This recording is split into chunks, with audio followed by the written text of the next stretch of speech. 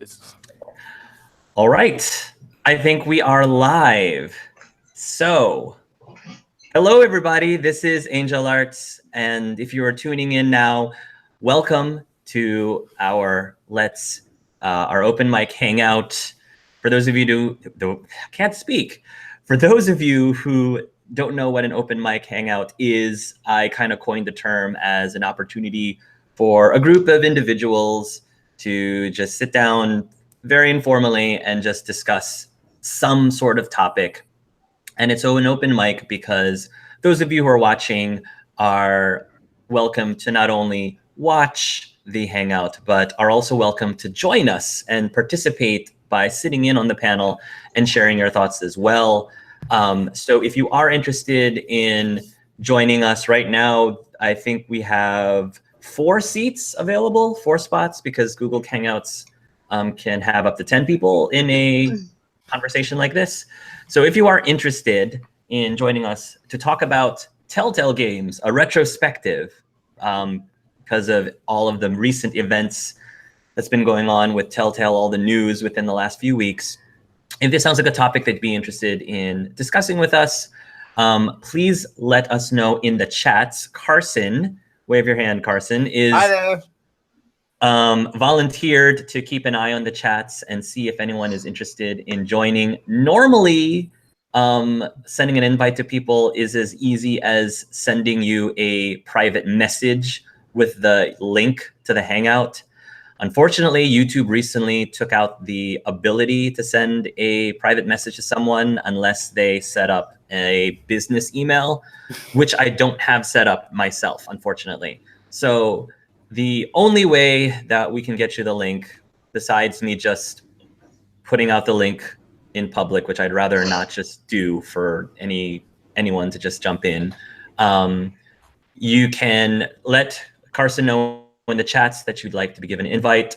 Carson will then go to your channel, go to your YouTube channel's discussion, and he will send you a link to my Discord server, and the Discord server will have the link to this Hangout. Hopefully that makes sense. And I'll try to remind people as we go along. So I don't want to keep talking because I've been talking for a while. Let's introduce our current panelists, shall we?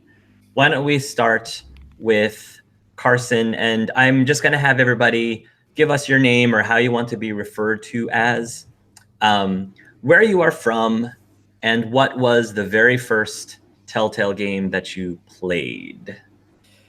Hello, everyone. My name is Carson. I go by EcstaticCarson if you want to go by that. Carson Huber's the full name. I currently live in Stockton, California, so I'm a Cali boy. And the first Telltale game I ever played, was The Walking Dead Episode 1 with Lee Everett. It had some memories to it, and it still leaves a good impact on me. So I throw the ball to whoever wants to introduce themselves. Why don't we go ahead, Mikey? So my name is Mikey. Full name Michael Redmond. I am part of Hark's Mass Effect Revolution, the season 2 of his tabletop campaign. My first ever experience with Telltale was, of course, same as Karsten. He was The Walking Dead season 1 with Lee, Clementine, Kenny, Duck, Katja. But it wasn't my favorite. My favorite was decidedly The Wolf Among Us season 1.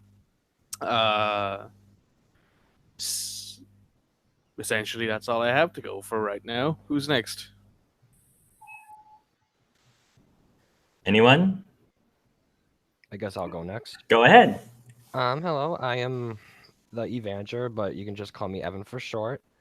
I'm a newbie here in the Hangouts. I'm from New York, and the very first Telltale game I've ever played was actually Back to the Future, Episode 1. I never finished that, but that was the very first Telltale game I've played, and then I've moved on and then the main one I've done was The Walking Dead Season 1. Okay. I'll go. Go ahead. I'm Jacob. I'm from Kentucky, and the first game I played was Walking Dead Season 1, of course. Okay. Okay. I guess me. Hello, ni hao. I'm Kathleen, and I live in Taiwan. I'm originally from Florida, but I've been living in Asia for 3 years. The first game I played was The Walking Dead. As many of you all, I was originally pulled into Telltale Games from The Walking Dead, and I think my favorite is probably a tie between Tales from the Borderlands and The Wolf Among Us, because I really like the Fables comics as well. So, yeah. And again, for those of you who don't know who I am Angel Arts, also known from my friends as Hark. I am from the Washington, D.C. area, and the very first Telltale game I actually played was not The Walking Dead Season 1, believe it or not, but it was a game older than that, and this was, when I played the game, I didn't even know about Telltale Games, the studio, at all. It was the Homestar Runner Strong Bad's cool game for attractive people. But you can play too, is the tagline for that, which I love. Because I was a big fan of the website Homestar Runner. And when I started playing The Walking Dead Season 1 several years later, I didn't know at the time that they were the exact same studio that did the Homestar Runner game. And I love that one. So that was actually my first experience. All right. So now that we've started, pretty much the format of this is supposed to be very, very informal. If anyone in the panel has a specific topic they want to talk about, please bring it up and we'll just chime in as we have some thoughts. So, how do people feel about the whole Walking Dead?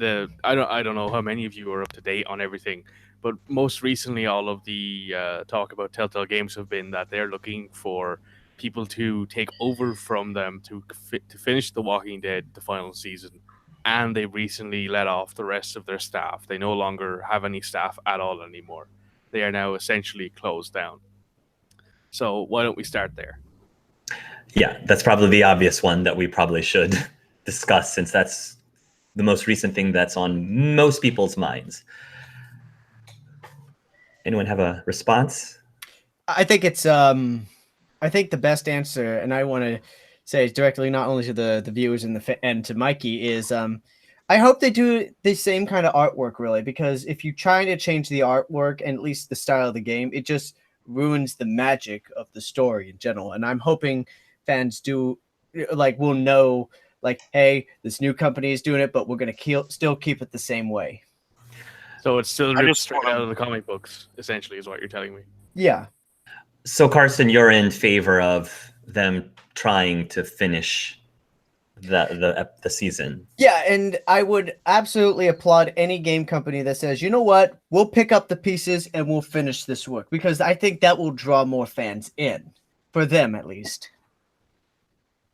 Also, to add a bit of clarification, looking at the articles here, from what I understand, now this was reported by a previous anonymous Telltale dev, that the episode 3 of The Walking Dead, the final season, is basically the day that they closed down, the day that they announced bankruptcy, was the day that was meant to go to a ESRB ratings, whatever it's called. Sorry, my brain is not functioning because it's too early for me. But it's basically a case of they were essentially more or less finished. They had a small bit of debugging left to do on The Walking Dead, the final season, season 3, and they were starting the voice acting for the main cast of The Walking Dead, the final season, episode 4. So essentially, there's not an amazing amount of work left to do. You just have to hire the people back, get the voice acting cast, which is probably going to be hard considering how they left.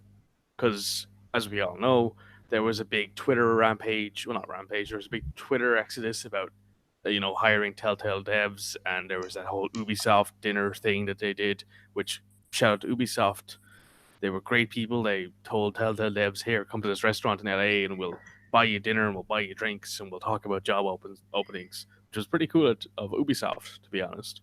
But that was also done. So I don't know how many actual people are still left waiting to find jobs, is the thing. I don't know how many people would actually volunteer to go back, you know? I feel like, I mean, I feel a bit guilty because I haven't kept up with The Walking Dead very much. I haven't played the newest season. I don't think I finished the last season. But I don't know what you guys think about this, but like I'm recently been replaying Shenmue, and this is related because Shenmue was my favorite game as a kid, and it was released like more than a decade ago, and I've been waiting for the third game to come out since I was a child, and they're finally going to be releasing it thanks to like, you know, raising money and stuff. So I feel like really anything's possible online these days. You know, if you get the fans to fund something like that, they just need someone to actually spearhead that and make it happen. But I guess because we're still waiting for different developers to say what role they're going to have in this, it just depends on that. But I don't know. Is there anything like that out yet? Maybe you guys can tell me if there's like a fan fundraiser or anything like that. So somebody did send me a change.org petition, Okay. Which I did sign, and I passed it on through to Twitter. And this happened before Telltale made the announcement that they were trying to work with some partners who, according to them, approached Telltale to help finish and offered to help finish their games, or at least try to work something out. So for people who actually aren't aware, there's a bit of a controversy right now, and there's a big moral debate on whether or not they should actually finish the game, or at least make that a priority at the moment. Because yes, after Telltale announced that they were going to close their doors, there was a huge outrage, of course, from the fans, especially from people who had already paid for the full season of The Walking Dead. Now they're being told they threw all this money at them and might not have a game that's complete. So Telltale sent out a Twitter announcement saying, hey, some of our partners came to us and are trying to help us finish the game. So all the fans were overjoyed at this possible ray of hope. But Telltale then got a huge backlash from other people, more specifically people who were supporting, as they should, supporting the developers, saying that the Telltale should prioritize the devs who actually work on the game and who actually are affected by the layoffs and actually, you know, now aren't getting paid and probably can't pay their bills or feed their families and stuff. They should focus on paying them and put them above the fans. Like, so, which I also understand too. So what are you guys' thoughts on that controversy?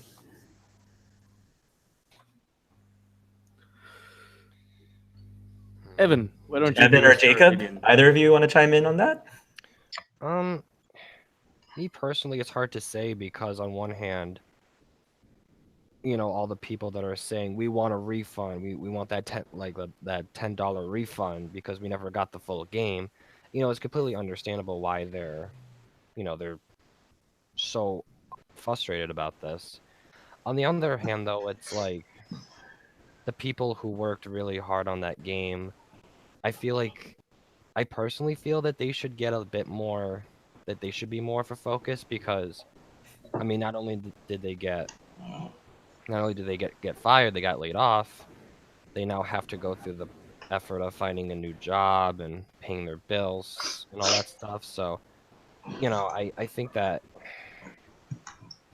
and I know that a lot, like I said, I know that a lot of people are, you know, they're upset that they're not going to get what they paid for. I still think the people that worked so hard on it, I think that they should get the focus because of all the effort they put in, only to get all for nothing, basically. Also- Jacob, I was gonna say, sorry to chime in. Just let me know when you feel it's best to let to hear the viewers and the commenters, because we're getting a bunch. do the viewers have some thoughts? Yeah, I'm gonna go from bottom to top. We have from I Killed Kenny. I wonder how much warning the devs got. Yeah, I know. I wonder how much warning the devs got before Telltale closed up shop. Like 30 minutes. They got 30 minutes. They were told Yeah. 30 minutes. Oh my They got God. 30 minutes. They were basically They were basically announced. All right, you have 30 minutes to leave the building. We are now closing. 225 of you, get the hell out. Oh Basically, wow. was how it went. 250. Yeah. 150? No. And the biggest issue is the severance pay. For those of you who don't know what severance pay is, if you were to get laid off versus getting fired, there's a difference between getting laid off and getting fired. But normally you're given severance pay. Typically that's like a paycheck or 2 paychecks, depending on how often you're paid, so that you're at least given some amount of money to help you while you're looking for another job. So the argument and the outrage is that, they didn't have enough money to give any of those people severance pay, so they were pretty much screwed at that moment. This one's a compliment for Kathleenmms, but Creation By says she's so pretty. Aw, thank you. But this is from, I don't know if this is one of your fans, Hark. It's from Roma Temps Fate. Twitter was pretty crazy with the whole news for a while. It's always tragic when a story goes unfinished for any reason. I do hope it will be finished somehow. Yeah. Hopefully this isn't the new Half-Life 2. Right. Half-Life 2 Episode 3. Jacob, Half-Life 3 confirmed. Jacob, what are your thoughts on the fans pulling for the finish of the game, but other people pulling to prioritize the developers over the fans? I think there's pros and cons to both sides of the argument, because it was my understanding, because Telltale themselves confirmed they didn't know they were going to close down until the day they did it, because they had some companies that were financing all their future games that backed out of a deal at the last second that forced them to close down. So, and they kicked everyone out because they couldn't afford to give them severance pay. So I thought that when they announced that, people were like, oh, help us, we're going to help you finish the game, that they would use the finances they make from the finished game to give people severance pay at just posthumously. Although that's probably a little naive, but it was an idea that I had. But I admit that when I first saw that Twitter message about the partners volunteering, I naively, and I don't think it's been confirmed nor denied yet, I naively thought that meant that they were going to either do it for free or for very, very little pay. So little pay that it wouldn't even begin to remotely give any of the developers any severance pay. So I guess I thought that these people helping to finish the game wouldn't necessarily be helping the developers with their severance pay anyway, except, as Mark said, it could generate some revenue to possibly pay back the developers some portion. But then again, there's 250 of them. So now 275, because the 25 remaining skeleton crew just got fired the other day. Oh, I did not know that. The ones that were supposed to work on. Oh my Yeah, they got God. fired yesterday, from what I know. Oh my God. So they're not going to finish Nobody. Minecraft? There's just, I guess, No! core executives left. Yeah. Okay. My goodness. Wow. I believe there's actually a link in the Discord if you want to check that. Oh, wow. I did not know already- that. I'm already picturing the fans just getting like their pitchforks and torches and getting ready to burn that whole place to the ground now. At Oh, this absolutely. I never really Also, understood what it was in the first place. An adaptation of Minecraft Story Mode that you can play through Netflix instead of purchasing it on Steam. I Like, don't know, to be honest. So I couldn't tell you what it was. I don't So I know. do know that there is actually some good news here in that whoever Netflix is actually actively looking for somebody to take over the Stranger Things game. So there is actually going to be a Stranger Things game in Telltale style. Maybe not by Telltale, definitely not by Telltale at this stage, but it will be by somebody. Maybe the same people who made Life is Strange? Don't nod. Yeah, I was gonna say that. They could call it Life is Stranger Things. Kathleenmms, I dub you The queen of perfect Life name. is Stranger Things. Life is and Stranger Things. I am Oh, that is king of the best. Life is Strange. This is where I leave because the puns are too much. Is it weird though that the actual first game I played by Don't Nod was Vampire? Because Is yeah, that game good? it's a damn good game. Would Yes, consider it Anyway, is. It is. moving on from that. Because Let's I'm not playing it. refocus. Yes.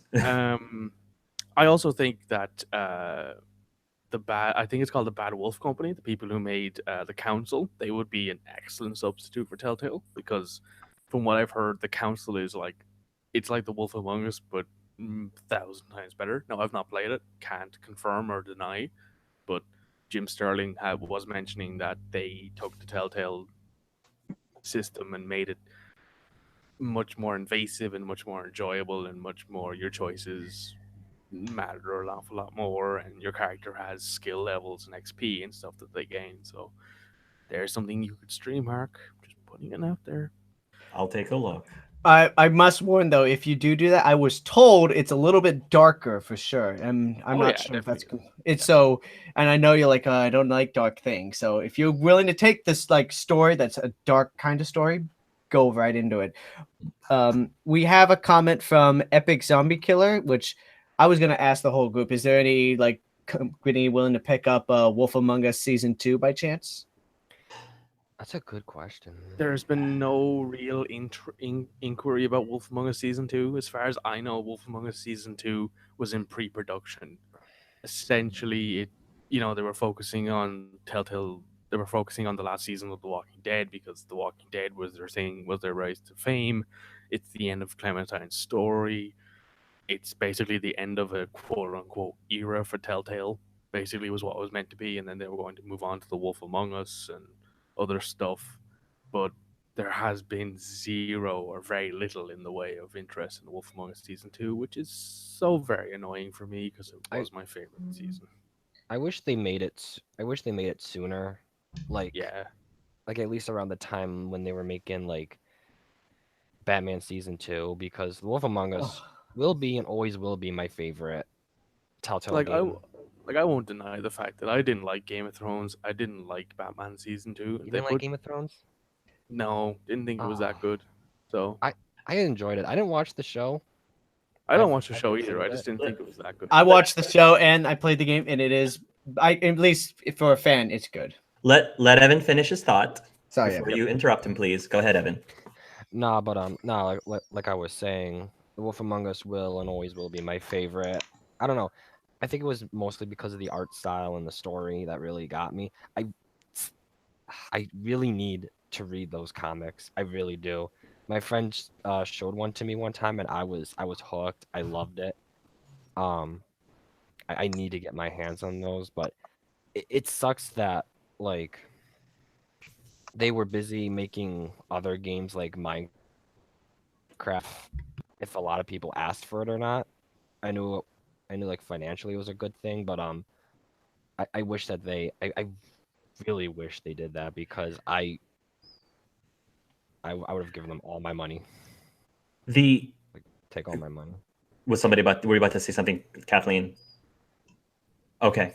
What I was going to say in response to your mention about Minecraft, apparently, and I don't know how legitimate this article is that I read, but apparently what I had read was of all the games that Telltale made since The Walking Dead season 1, the only games that actually profited Telltale was just Walking Dead season 1 and Minecraft story mode. So they didn't get a profit on any other game, not The Wolf Among Us, not Tales from the Borderlands, not any of the Batmans. Apparently they lost money. which That's entirely accurate. yeah. So that's probably answers your question as to why they put a lot of focus on Minecraft, since that is what they ended up profiting money for, which it's a little sad for some of us because I mean I loved Tales from the Borderlands, for example, and you know I also really enjoyed The Wolf Among Us too. So it's sad to hear all these games that we did genuinely enjoy didn't actually profit them at all, which it's kind of depressing to me. Well, What about Game of Thrones? Did that not profit them? No, it No. didn't either. Game of Thrones Wow. A lot of people. Go ahead. Minecraft was a good idea because I had a feeling that everybody would buy it because you know all the kids they love Minecraft. Like a lot of people love it. Everybody loved it. Like the community. And it worked. It kept them afloat for a while. But if they made Minecraft and the Stranger Things game, like if they did that like immediately along with Minecraft, it probably would have kept them afloat for like a really long time before they fell, which is a tragedy. And I also heard from a tweet that the Batman game, the commercial tanked, and it was one of the worst. It was a commercial failure, like one of the. Is that season 1 or season 2? Season 1 it was, I believe. Some people thought the reason is because of the licensing and how much it is to get the rights and how much it is to get the voice actors. Like, you know, they got a lot of the, you know, stars from Game of Thrones, for example, to voice act the game, and I'm assuming they probably had to shell out a lot of money for that. So that's part of why I think that ended up happening. They ended up not profiting. And one thing about Game of Thrones is as well, it's actually the longest Telltale game made since 2014, in that it has 6 episodes. Like Minecraft Story Mode Season 1's 8 episodes. Yeah, is it 8 episodes? Yeah. Really? Oh, they were short though. Yeah, they were like Game of Thrones episodes are genuinely long. They had Jon Snow, Cersei Lannister, what's his name, Tyrion Lannister. They had all like the really, really AAA top. You know, if you were Activision, you could probably pay for these guys and, you know, pay for them. But you're Telltale, you make action, adventure, point and click games. You're not that popular, so. Also, Telltale Game of Thrones had the evil sexy maester too. You're not wrong. So, what else do you guys think went wrong? Like, why do you think this happened? A ton of mismanagement. Mismanagement? It's simply that simple. Like you mentioned that you love Tales from the Borderlands, but who else remembers the fact that Tales from the Borderlands Episode 1 came out probably 8 months before Episode 2? There was a massive gap, and I kind of forgot most about Telltale Game of I forgot a lot about Tales from the Borderlands because of the fact that there was this massive 7-8 month gap between Episode 1 and Episode 2, and they even referenced it in game. And they had Game of Thrones, I think, there as well, and they were focused on Game of Thrones. But they probably, if they hadn't made Game of Thrones and they hadn't made Batman Season 1 or Season 2, maybe they would have made more money off of Wolf of Throne. Sorry, brain, please. Wolf Among Us, and maybe making Minecraft early, maybe making Stranger Things early. You know, they made a lot of things that didn't make a lot of sense because the Batman games were I genuinely felt that Batman Season 1 was better than Batman Season 2. I haven't finished Batman Season 2 yet because I didn't actually like it that much. So you think they were doing too much all at once? Yeah, they had their hands in too many pockets, or you know, they were baking too many pies at the same time and couldn't keep an eye on everything. So I just wanted to check. I just looked up on the release dates. Tales from the Borderlands Episode 1 was November, and then Episode 2 was March. So it wasn't that long, but it definitely felt that long. And then like Game of Thrones Episode 5 was July, and then Episode 6 was late November, so that was even longer. Okay. And I'm looking at this. Maybe sorry to interrupt. I think it was more of to chime in. What caused Telltale to be what it is, I would say, and I'm looking at this in an economic standpoint, I think it was demand, really. Like, some fans wanted to play a certain thing. Like, for Hark, you definitely love Tales of the Borderlands, and you definitely love the Batman series. Well, for me, I would be like, no, that's not for me. Well, let's say I said, oh, I love Game of Thrones and I love Minecraft, and let's say Kathleen's like, no, that's not for me. It varies to different people. It drew some in and then it drew some away, but it didn't like stop people from playing the games. I just think like if they had just said, we're going to focus on this one thing, if it works out, then we'll slowly go to the next one. All right. I think I just want to put it out there. Then, sorry, go ahead. No, I was just saying, like, I think another major thing was they should have. What I think they should have done was they should have got a better engine way sooner. Because I knew that a few people at the time some of my friends, they knew that. Well, I knew that they were tired of the same exact thing, the point and click, how some of your choices in some of the games didn't really mean anything. Mm-hmm. It's kind of a ongoing thing with Telltale, as all of you may already know. And yeah, I just think it was because they were prioritizing more on releasing so many episodes and so many like 2 or 3 different games at once, which I think was the biggest mistake they could have done, because financially, I don't think that it was a very good idea, and I think that's what eventually led to their downfall. Yeah, just to add, I think another big fault, and I don't know if we want to get into this later, but was that it seemed like the work environment there was really horrible. I mean, I don't know if he like an executive there that you guys can fact check me on that sued the company because he wasn't getting paid for all of his hours. It seemed like people were working ridiculous hours at the company, and I think many of us have worked terrible jobs in our lives, but I know, like, my first teaching job was just so horrible.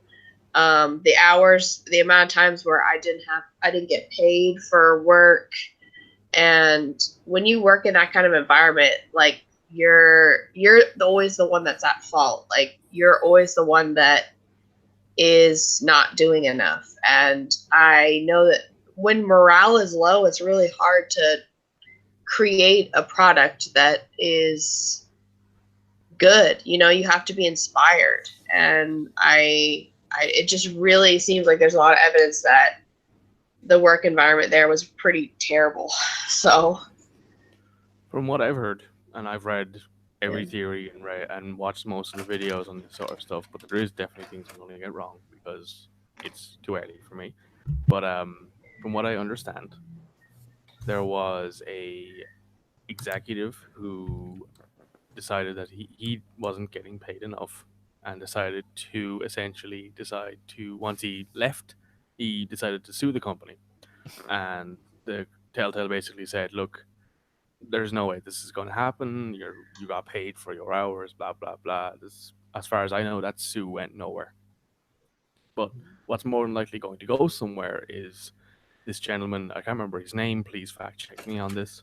Was the gentleman who is actively sued Telltale now that he has not got paid for severance, and he is not only suing for himself, he is suing for all of the employees who have been laid off without severance. He will more than likely get something because of California's WARN Act. Basically, on a federal level, the WARN Act allows a sort of leeway when when a company closes without any prior notice. So if a company all of a sudden loses funding out of nowhere and they close, you're not applicable for the company is not applicable for the payment. So what tends to happen is, let's say a company goes bankrupt and they didn't know they were going to go bankrupt because a funder pulled out. That's not their fault. That's the funder's fault. Therefore, that company is not liable for your pay, your medical fees, whatever. But in California, they have a different version of the WARN Act, wherein no matter what happens, you are liable. So it's more than likely that Sue will actually go through, and Telltale will be liable for all the money they owe their staff. The WARN Act means you have to give people 60 days notice, which means that Telltale Games will essentially owe all 275 members of their staff, give or take, 60 days of pay, 60 days of medical insurance, and 60 days of whatever else, any other amenities they might have applied to them as well. I believe that's it. Carson, go ahead. Would you like me to read some questions from the comments? Go ahead. And this is from, and I'm hoping this is your name, Redem10. He asked a question saying, and I'm poorly written, would it have been better if they had dropped the episodic format? I see, and just released the game all at once. Yeah. That's an interesting thought. What do you guys think? Do you think that would have made a difference if they just waited till the entire game was done and just did release it all at once instead of episodically? I personally think so. Why is that? Because how they usually did it, an episode would be out and then you would have to wait a while before the next episode. And they do that to build the hype, to build the hype for the next episode, but eventually it can get to a point where it takes so long to make that you're no longer interested in that game. You could become very disinterested from it. Whereas if you release the game completely, like if you release it all, like in one sitting, then people aren't going to be people are going to be even more hyped, and they have much more to look forward to. So I can agree with you to some extent there. Personally, I believe that this is actually more of a management thing as well. This is where management comes back into it. I think that a lot of you who've played earlier Telltale games, in fact, even more newer Telltale games, up to maybe The Walking Dead, the final season, has noticed that the previews at the end of their episodes will often have something in it. And then the episodes you get will have next to nothing from that preview in it, because of the fact that what usually happens is they will rotate directors between episodes, or they will rotate creative staff between directors and people or writers. And when you play all of the episodes in a row, they might string together in a sort of roundabout kind of way at the end. But a lot of the time you'll end up with an episode that has a reference in it that doesn't make any sense. In fact, the perfect idea in my mind, and I'm going to reference the Wolf Among Us here because it's in my head a lot of the time, is one of the episode previews has Cinderella in it. She never appears in the Wolf Among Us season 1 at all. Ever. There are characters who appear in some of the previews who don't appear at all. There are plot lines that vanish out of nowhere because they're in a new episode all of a sudden. Do I think it probably would have helped with all of that kind of stuff? Yes, definitely. It would have made things an awful lot more cohesive. But do I think it would have saved them? I'm going to give that a maybe. But I don't think it's going to change a lot now. How about, I'm curious to hear from Carson and Kathleen, and the reason is they both played Life is Strange, which was also an episodic game. Do you think that Life is Strange, for example, would have benefited from not being episodic?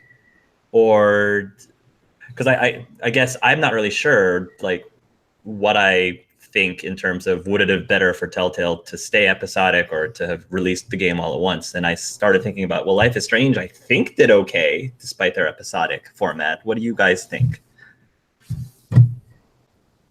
I need a minute to think. Go ahead, Kathleen.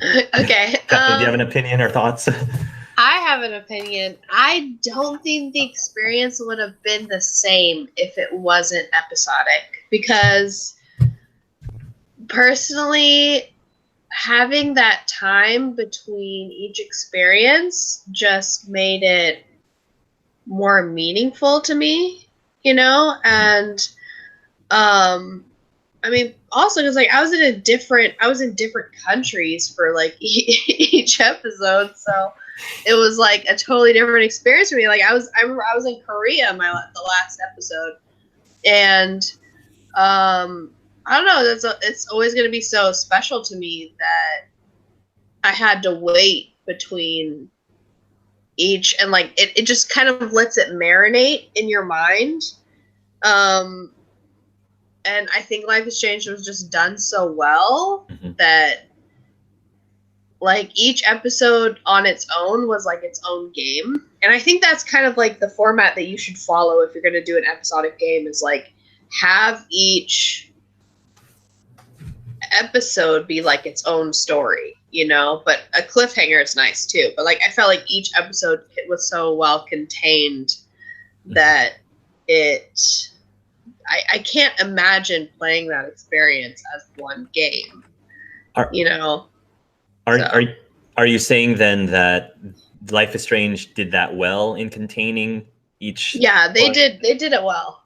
But Telltale did not? In general. I guess because in general I've kind of strayed from Telltale Games. I've kind of lost faith in their format, to be honest. I feel like I might be one of the few people that have in this panel that like completely gave up. I didn't give up. I just lost interest. But I just feel that each game became so similar. I knew what to expect, and I wasn't surprised. Like, whereas like Life is Strange, I was consistently surprised. Like, especially by the last episode, I was just like, "What the heck is this?" You know. So yeah, I think Life is Strange, kind of, in my opinion, did a little bit better. So. Carson? I have to kind of agree with Kathleen, but I also, like I said, agree to disagree at some things. I think the company who made the game, and Square Enix backed them, Don't Nod Entertainment, I think what they did is they learned from Telltale's mistakes. Like, they looked at it and they said, okay, this is an okay game and everything, but we got to look at the mistakes and try to not repeat them. And as I always like to claim that I'm the king of the Life is Strange, I look at this game very carefully. Yeah, I look at the Life is Strange, and it's just that there's more, I guess you could say, player freedom. While in The Walking Dead, you don't have that freedom sometimes. You're just following a dimensional story. While in Life is Strange, like, you can shape the story how you want it. You can be the bad guy, or in her case, in Life is Strange 1, you could be the bad girl, or you could be the good girl, or you could take the middle ground or try to learn everything. Like, you're basically exploring the entire world. They did leave a cliffhanger in every single episode, and that drew in the fan more because they were just working on one project. They didn't focus on any others. They just wanted to get this one thing done, and they did it very well.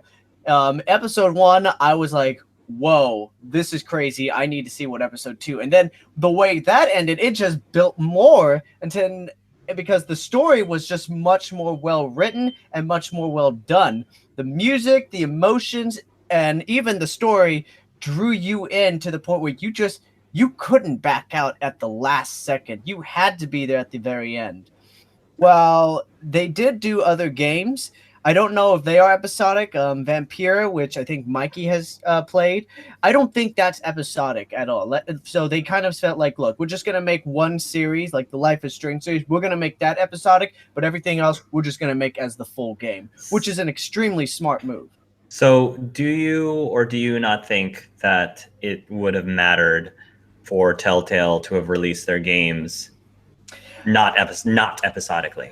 It depends on the game. I mean, I can understand if they say, like, okay, Walking Dead and, let's say, Minecraft, those are going to be episodic. Everything else we're going to release as the full game. That would have been much easier, but I don't think long-term it would have saved them. I think with all the management problems that I'm hearing about right now, that caused a major issue, I think they were eventually destined to fall apart.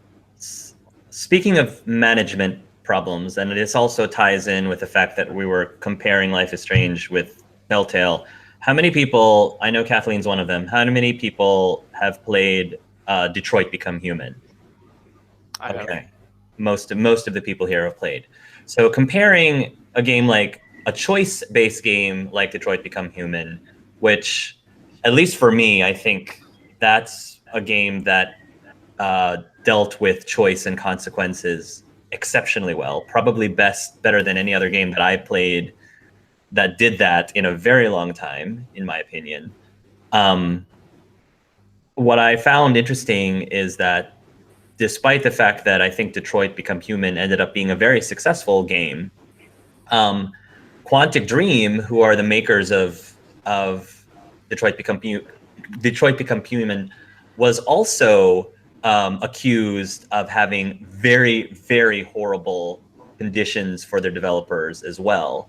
I think I read an article where many of the wives of the developers, I don't know if they necessarily sued the company, but they definitely like rallied and did something against the company because their husbands were not coming home because they were busy working on this game. So I don't know. I just found that really interesting. First of all, we know that unfortunately in the gaming industry, horrible management and horrible work conditions are very common. But here you have a company like Quantic Dream that ended up releasing a very successful game that they profited in, and now you have Telltale, who was trying to do the same thing, but you could argue they didn't execute the choice-based system nearly as well. I don't know. I just thought that was really interesting. Yeah, I kind of agree with all of that. The thing I'm going to wrap this all around is Vampire is not an episodic game. It's a full Thank you. RPG, single experience, all in one disc / download / whatever you get your games from. Do I think it could have done a very interesting narrative choice as maybe a choice-based game or an episodic game? The combat in Vampire is easily its weakest point. So, yes, genuinely, I believe the world that they've made, the characters they've made, it would have been 1,000 times better. Maybe one of the best games of the year as a purely this choice-based game. But it's a combat action RPG. Mm-hmm. Still damn good, though. Do I believe that there are certain Telltale games that probably would have benefited from being released all in one go? Yes. I fully believe that something like a Batman would have been much better as a single release. The Wolf Among Us, it's an investigative murder mystery, better as an episodic game. Well, same with The Walking Dead, because you're building tension there between each episode. But do I believe that Quantic Dream has a history? It has Heavenly Rain, it has Beyond Two Souls, Mm-hmm. and it has Detroit Become Human. All three of those games are widely considered some of the best narrative experiences you can get your hands on, because Willem Dafoe is an absolute madman, basically, is how it works. Do I think that how best do I put this? They make a different brand of game compared to Telltale. Telltale make episodic action adventure, point and click adventure games. But Quantic Dream make a narrative based experience that all of their combat and all of their interactions with people that's not talking is action QTE based. All of the action in basically all of their games is press a button as quick as you can and hope that your character doesn't fail. Or let's explore an area and hope that you find the right thing.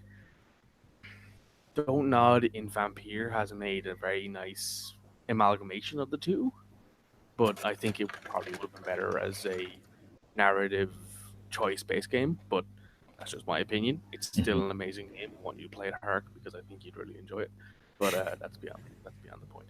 But in general, to pass it off to Evan, or the Milkman over here, I think that when it comes to developers, Quantic Dream is probably the most successful of those three, which means that they can probably afford to pay their devs better than the other two and probably have longer hours because they make AAA high polish AAA graphics, not cartoony style graphics like, not the comic book rip-off graphics that Telltale makes or the slightly outdated stuff that Don't Nod makes because it's not, incredibly high tier, high quality stuff. Do I think that? So, what do you guys think about that? Actually, I'm just going to leave it off to you because I'm rambling here. So. Jacob, do you have any thoughts? on not either that issue or anything that we've already talked about so far? I do not. Unfortunately, I got into Telltale for different reasons than everybody else here. I'm not. I'm more into movies than I am to games, and the reason I liked Telltale was because it was basically a movie that I could choose how the story goes out. So whenever I revisit Walking Dead season 1, and one of the puzzle sequences come up, I'm like, this is so tedious. I'm so glad they got rid of these in the sequels. But everyone else liked the puzzle sequences, so. Eh. Well, no, I don't think all of us went to Telltale differently. I certainly, love interactive movies more so than games. So I think I remember a game that I really enjoyed was like 80% cutscenes was like Xenosaga. I think Xenosaga I really enjoyed, but many people didn't because they felt like they were just watching an anime like the vast majority of the time and not actually playing a game. So but it is unfortunate that like busy work schedules is not uncommon in the gaming industry. Like when I read what Masahiro Sakurai, the director of the Smash Brothers series, his work schedule back when he was making Melee and the GameCube was, he described it, I would work for 40 hours in a row, go back home and sleep for 4, and then go back to work. Because Melee had to wrap up in just 13 months. Yeah. Mm-hmm. Yeah. I would like to say that about how about that controversy where workers they overwork themselves in the industry, like they don't let the wives were concerned that their husbands weren't returning home. It's funny because we as gamers, we're always so worried about the games being released. We never think about what happens in the industry, in the workplace, which I think is a bit sad because, there's a lot of people, a lot of hard workers that put their heart into making these games and they get treated so awfully. I think it's a tragedy, and I don't think enough people are aware of this. Do you think a lot of gamers feel entitled? Not just for a situation like this, but like whenever they don't get the game released when they want it because it gets pushed back or whatever. Like game developers get a lot of flack for that too, when it just means, oh, we get this game, it's either the release date was pushed back or, hey, there's so many bugs, on this game, WTF? I don't know about entitled. I mean, I would say either more like demanding that, like, we don't want this game pushed back. We want this game to come out and we want it to come out now. And perfect. Yeah, perfect. And I don't think what people understand is that, or anybody who doesn't work at a gaming industry, I don't think they understand the cost of making a game. And like I said, I don't think that enough people are aware of what happens in the industry, because stuff like this happens and nobody gets really concerned about it except maybe a select few.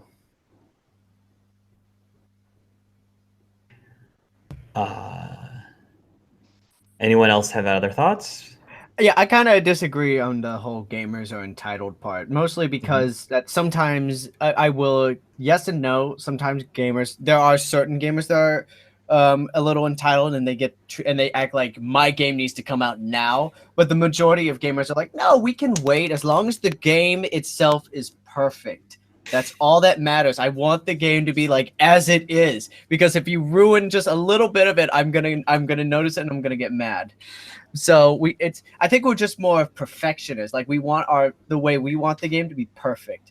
And also with the Quantic Dreams, I didn't know this till now. They're actually based out in France, so I think they're kind of removed from some American laws. But Mikey, are you saying that Fahrenheit or Indigo Prophecy was bad? Is that what you're saying? Yeah, you didn't mention that. Those games were trash. That is blasphemy. The ending was, but that is blasphemy. I mean, I played Fahrenheit, and all I could think was, please give me controls that actually work before I just chuck my You gotta controller admit- out the window. Story was great though. Kathleen, Yeah. go ahead. Go ahead, Gotta Kathleen. admit, it was kind of one of those so bad it's good experiences. Yeah. It's very weird. Very weird. It's like The Room. You watch it and you just think this is a garbage fire, but it's still a good one. Yeah. I mean, if I can cut in, is that okay? Yeah, please. Okay, so in this whole like our gamers entitled, I think the internet is a disgusting place sometimes, and people feel like they can voice their opinion and they say really awful stuff. So yeah, I'm sure that game devs have to hear all this stuff like, oh, I deserve this game. I waited so long for this game. But at the same time, gamers are pretty patient. We've learned to be like game life. Like you typically have to wait a couple years for a game, and that's kind of ridiculous. Like when you think about it, there's other things that you would never have to wait that long for. I mean, maybe a novel. I'm pretty used to waiting years for novels, but like that's nothing compared to like the gaming industry. I mean, like Final Fantasy 15 waited 10 years for that. Shenmue, I've been waiting since 2002 for that. For Shenmue 3. Oh no. So I feel like, yeah, I don't know, but at the same time, it like happened in a blink of an eye. I was like, oh yeah, I cosplayed as a character from Final Fantasy 15 that ended up not even existing by the time it came out. So yeah, I think the true fans are patient, but the internet, I think the internet's a problem. People, the whatever. I forgot how to speak English. I don't know how to speak English anymore. The Bujidao. No English. But yeah, people on the internet can be stupid. So that's my answer to that. I think the perfect reaction to this is people were outraged at how memeable Mass Effect Andromeda was, and then when they heard that EA were like, hey, if you want to delay it for 6 months, they were outraged that it wasn't delayed, because if it wasn't delayed, maybe it would do better. That's all I'm saying. Ugh, Andromeda. Yes. I hated it. I was surprised they didn't delay that game, and they really should have, because they delayed Inquisition, and I'm glad they did. They did. Delayed Inquisition, but like They what, delayed 3 months, Inquisition. wasn't it? Yeah, it wasn't that by that much, but they still did it, and I'm happy they did it. Yeah. I think it was by 6 months, was it? Was it 6 months? I I think don't they delayed it They delayed it by 3 months, I think, both times. Yeah. Maybe. I don't know. But yeah, Inquisition, I'm glad Inquisition was delayed, because it turned out to actually be good out the gate. So, Yeah. you know, maybe if they delayed Andromeda by those 6 months, we wouldn't be talking about how we're going to wait like 6 more years for a new for a new Mass Effect game, because we're all sad about that. But you have Revolutions to entertain yourself until then. Well, the internet has been exploding a bit. For earlier, Kiwi Burb, I'm hoping I say that right, says not just for the devs. Earlier when we were talking, he or she says not just for the devs. Ellen Page, who modeled one characters, which I'm assuming is Beyond Two Souls, which she said, modeled one characters from their previous games, had naked shower scenes added in without her knowing or consenting to it. So it does so like the executives were sometimes doing things without permission. That's crazy. It's rough. And This is why I don't take my shirt off unless people pay me. and just a comment while I'm about to read these, like according to Kathleen, she's waiting for Mushu or whatever it is. I'm waiting for Jade Empire 2, apparently. Shenmue. Mushu. Dishonor, Carson. Dishonor on you. Dishonor on your cow. I'm waiting on for. your family. Spawn I'm on wait- your whole family.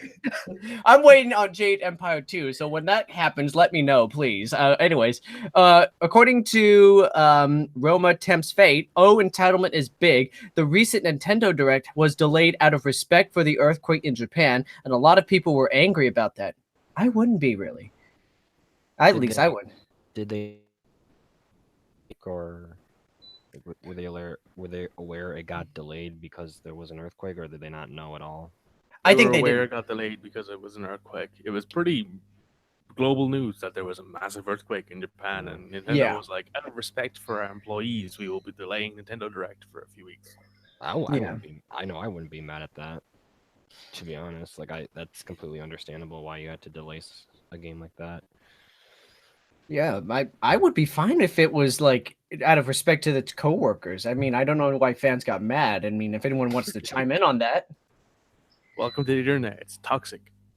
Yeah, I There's not much else I think we can say there other than welcome to the internet, bruh.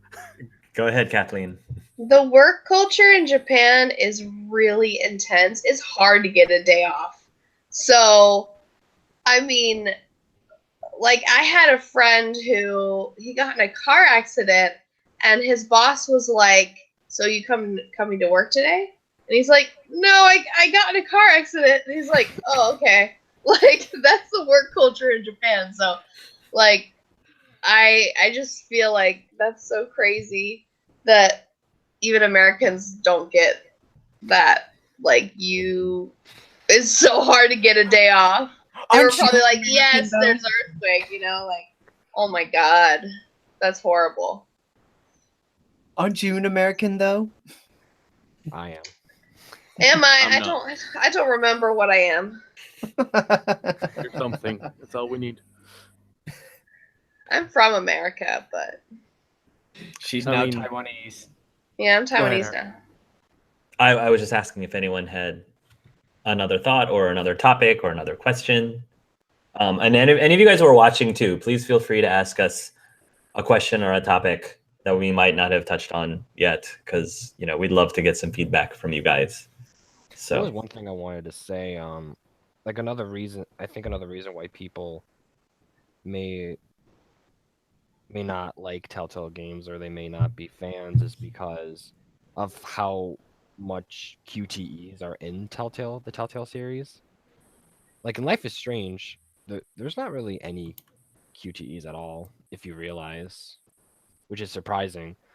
But yeah, I think people were just tired of the same old thing, just QTEs, and just a story where a lot of your choices don't really matter much. I mean, if you take a game like look at a game like The Order 1886. Has anyone played that? Unfortunately. That game looks beautiful. Even to this day, it looks beautiful. However, it is plagued with QTEs. Yeah. It's like it. I mean, Telltale's like that too, but it's not on that level. It's like you're watching a movie that is full of QTEs. I'm pretty sure the final boss of that game is just a big QTE. The final boss of that game is a repeat of a mini boss earlier on. It's the exact same Yes. QTE. Yes, it is. And it's like, I don't know. It's like you're paying $60 for a prequel. For a prequel game that they're gonna, and that they were gonna release 60, or they were gonna release a sequel to The Order 1886, which is disappointing.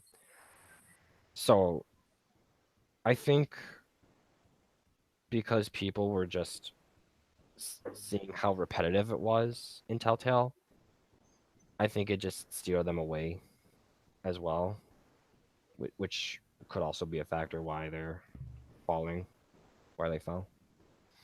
I mean, to be fair to Telltale, at least the final season of The Walking Dead actually felt different. Now that could be because it's on the Unreal Engine, but there wasn't the same story beats as there was in the other four, because there was four other seasons of The Walking Dead. There was Michonne, the New Frontier season 2 and season 1, if I'm remembering correctly. And I've Well, played Michonne all was of them. just a mini series, not really a season. Mm, Yeah. It's The Walking Dead though, so I'll count it in my mind. There's 400 days as well.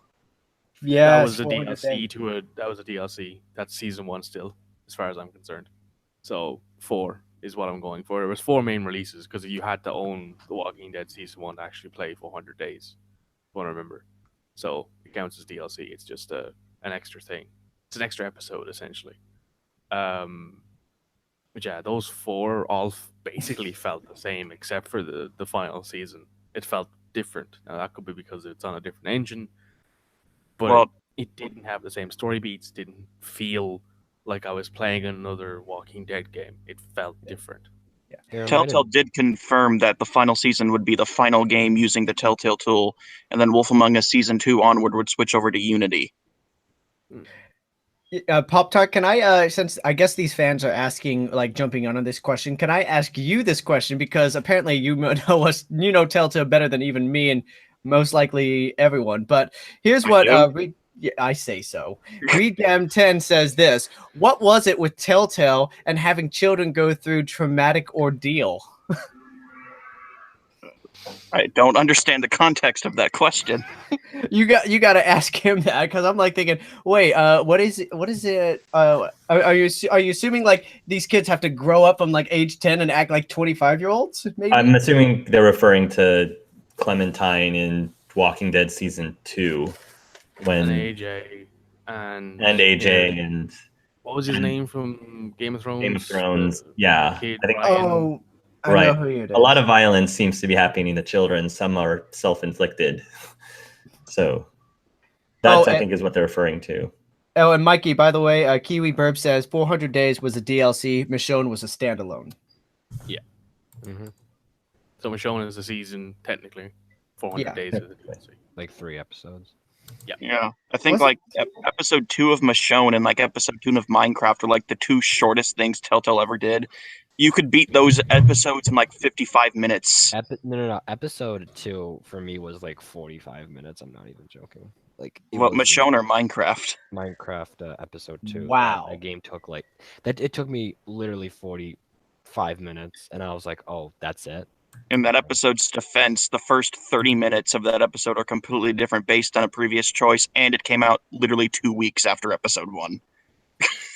Well, yeah, but if you look at Batman season 2, the last choice you make in episode 4, the entire next episode, episode 5, will be completely different depending on what you chose. Yes. And it can be just as long as the other choice you made. I'm surprised that episode 5 of Batman didn't take as long as episode 6 of Game of Thrones to come out. Because I know they were like, oh, the reason the Game of Thrones finale took so long is based on your Roderick or Asher choice. You would have a completely different game experience. But then Batman was even more complex because you had a vigilante Joker or villain Joker, and that took like the normal release time in between episodes.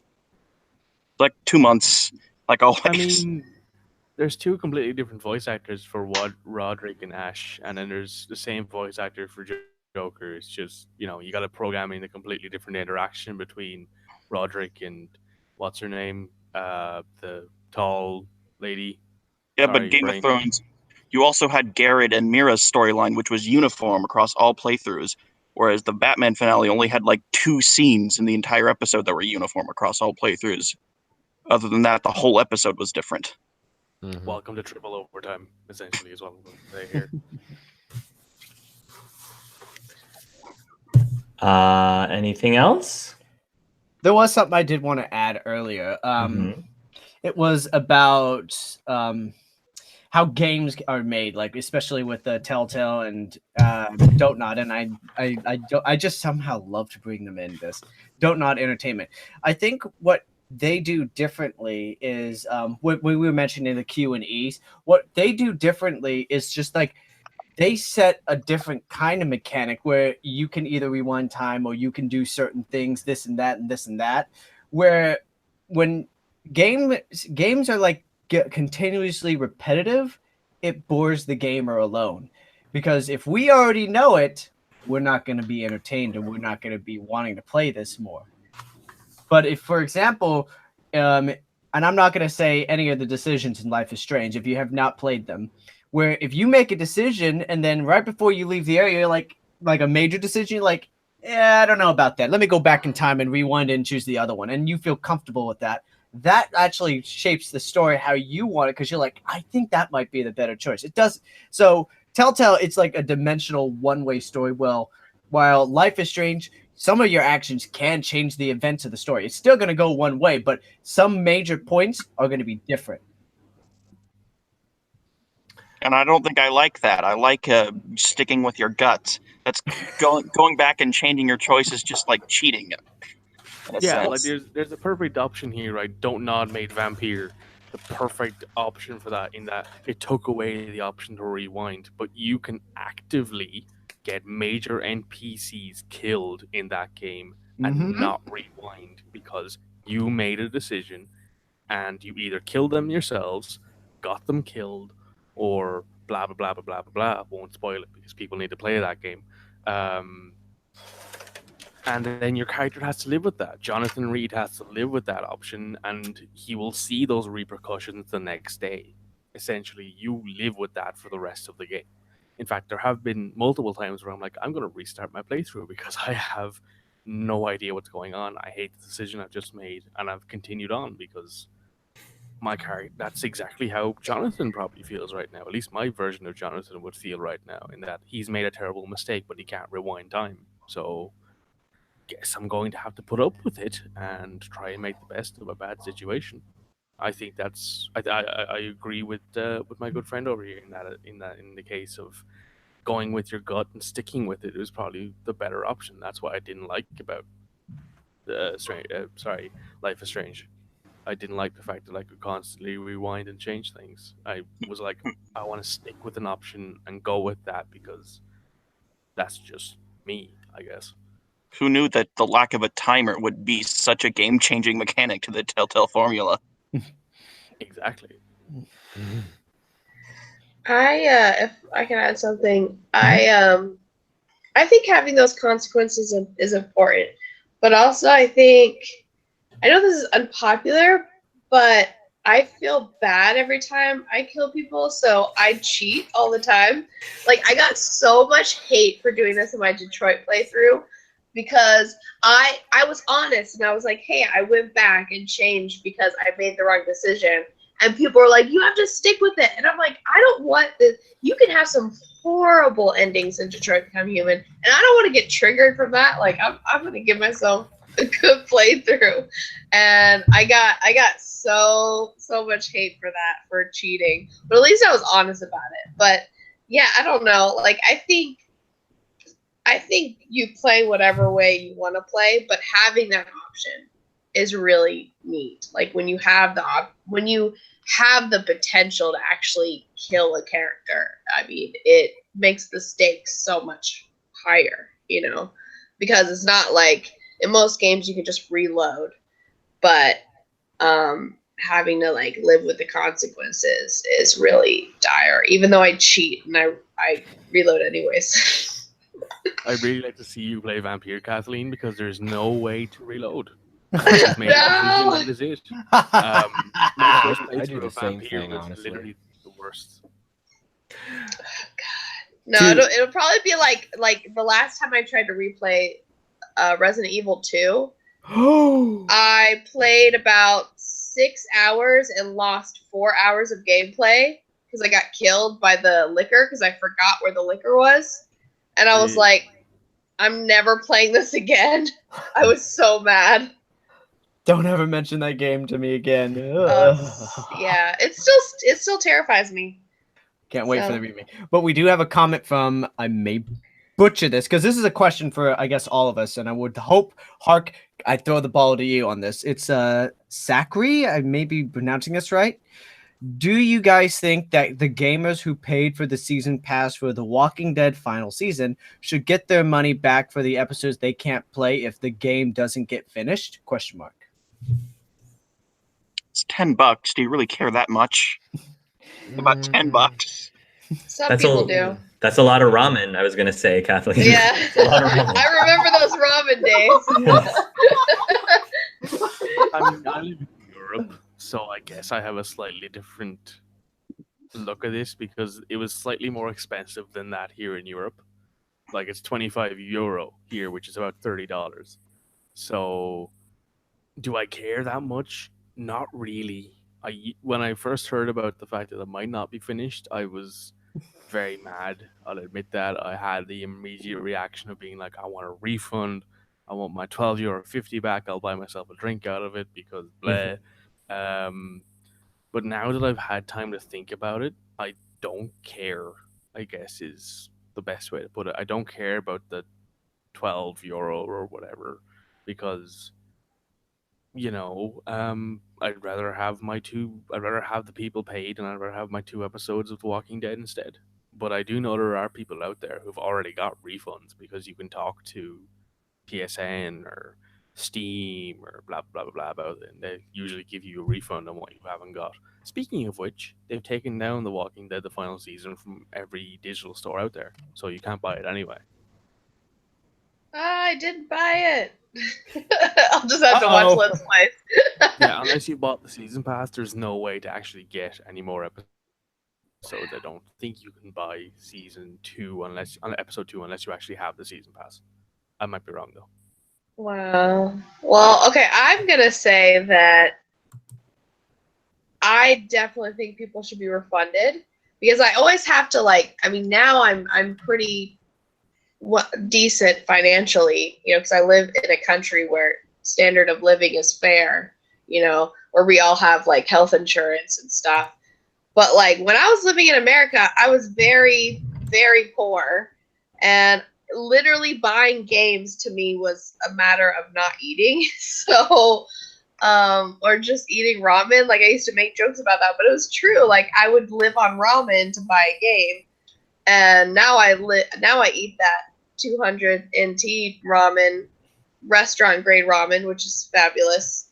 But yeah, for some people, $10 is a lot of money. So yeah, I mean, I know it's hard for the company, but if someone buys something, they don't get something from it, then yeah, I think it's really, they should get refunded. So that's my opinion. Personally, I think they should. I mean, I think they should because on their part, it's a little unfair. But at the same time, though, I think it's kind of childish that they're freaking out over a whopping $10. And I get it. Money is money. But, I mean, it could be worse, And if you ask me if we should refund the people who paid for it and is not getting their money's worth, or between paying the people who got laid off, I think we should, like I said, we should prioritize towards that because they're the ones that need it more. Like I didn't lose my job, they did. It's pretty simple, to be honest. Right. $10 and $30 versus losing your source of income. I think we ended up in the better end of the deal if we were never to get paid. I think we end up in the better end of that particular deal. So, but it's a good point.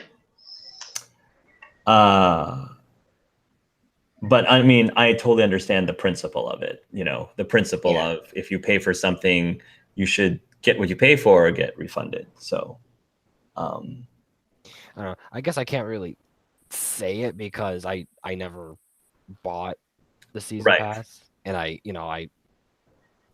can't really.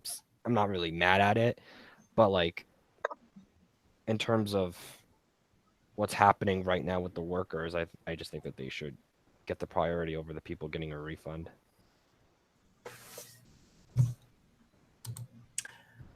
I know that Hark and I probably bought the season pass because I did too, and good old buddy over here did it too. But because I know they did this, they did the thing where you can't buy the episodes individually anymore. You have to get the season pass, or you don't get any of the episodes at all. I don't know if they did that for the last. Now, is that confirmed by them? Did they make it so you had to buy the season pass, or could you buy episode 1 separately? I couldn't find a way to do it separately. Well, I don't imagine that you'd be able to anymore anyway, because they've all been removed. You can't buy anything anyway. Like, you can buy the older Telltale games, but you can't buy The Walking Dead, the final season anymore. Anyway, you can't. I even heard that the final season got delisted from all digital stores. Oh, it Besides did, yes. the, Yes, that's true. I know it did. besides I went- the Nintendo eShop. I Oh, think? no, it got delisted from the Nintendo store too. It's gone Is it? entirely. Oh, Yep, everywhere. So there's no way to buy it anymore. There's no way. If you haven't bought the season pass, You're not or getting you it. didn't buy season 2 before, hey Kiwi, or you didn't Hey, buy Kiwi. season 2 before, episode 2 before they delisted it, there's no way to get it anymore. Mm-hmm. Kiwi, since you're joining us, can you tell us where you're from? And I don't know if have you played any of the Telltale games?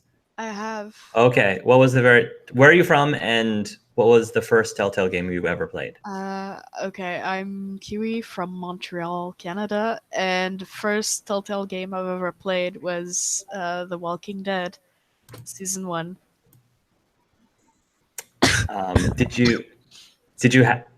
Did you have something specific you wanted to chime in or talk about with this discussion? Well, not at the moment, but I mean, I've been chatting a lot in the The chat live on the chat, side, live so I chat thought- section. I've been keeping an eye on that. yeah, so I thought I might as well. I'm the moderator. Yes. I wanted to go on a little more of a positive note because I don't want us to spend the entire conversation dooming glooming.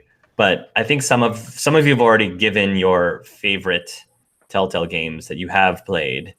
I think my top, besides The Walking Dead Season 2, would probably be Tales from the Borderlands. That was a huge one for me. Since I really enjoyed this story, and many of your choices did end up somewhat mattering, or at least more than normally by the end. And the cast was great, and the humor was great, and it says a lot that I love that game so much, despite the fact that I had never actually played any of the Borderlands games before that. So I think that says a lot. And shirtless Vaughn is nice too. Yes, but to be fair, Oh in my my defense, God. shirtless one I loved before I even realized any of that Just going boom. on. Yes, I loved him even before that. So, but Kathleen, you said Wolf Among Us was your favorite? Oh, it's a tie between Wolf Among Us and Tales from the Borderlands. And why is that? I can't decide between those two because those were both so great. I was a fan of Borderlands games. I really liked Borderlands 2. And I was excited about it. And I feel like Tales from the Borderlands had some amazing humor. And I just laughed so much playing that game. And the characters were great. I just think I was never not entertained. And it was just so... It was so over the top and ridiculous, which is so in tune with the Borderlands theme, this over the top craziness and humor, and they just did it so well. I think Tales of the Borderlands was a game that I just enjoyed the entire time through. But then The Wolf Among Us, you already have these amazing characters, and the voice actors did such a great job. I mean, I love the guy that played Bigby. He did such a wonderful job with the character. And, I mean, the Fables comics are just amazing, and getting to kind of experience those characters was great, especially because the Fables comics is over, and so I don't get to, interact with those characters anymore. And yeah, I just feel really sad that we're not gonna get to see Bigby again. It makes me so sad. Yeah. Since I just wanted to... But anyways, we're not being sad. What? It was good. We're not being sad. Yes. I was going to ask you, Kathleen, since you... Oh, wait, I lost my earphone. Wait, what were you saying? Oh, since you said you really liked Tales from the Borderlands as well, do you ship Reese with Sasha, or do you ship Reese with Fiona? if at all? Or do you ship Reese with Fawn? I was waiting for that. I guess. Let's see. Who was? I'm terrible with characters. My brain has been really fuzzy the last couple months. Fiona was the main female, like voice acted Fiona, by. and then Sasha was her sister, right? Sasha was her sister, and then Vaughn was his best friend. It seemed like him and Sasha had a lot of chemistry. Like they were flirting near the end, right? Correct. Well, they were So- Well, they were flirting throughout, but Yeah. there was an option to possibly ignore that and instead tell Fiona that Reese liked her if you wanted to. Oh yeah, I don't know. I think Sasha's more my kind of girl.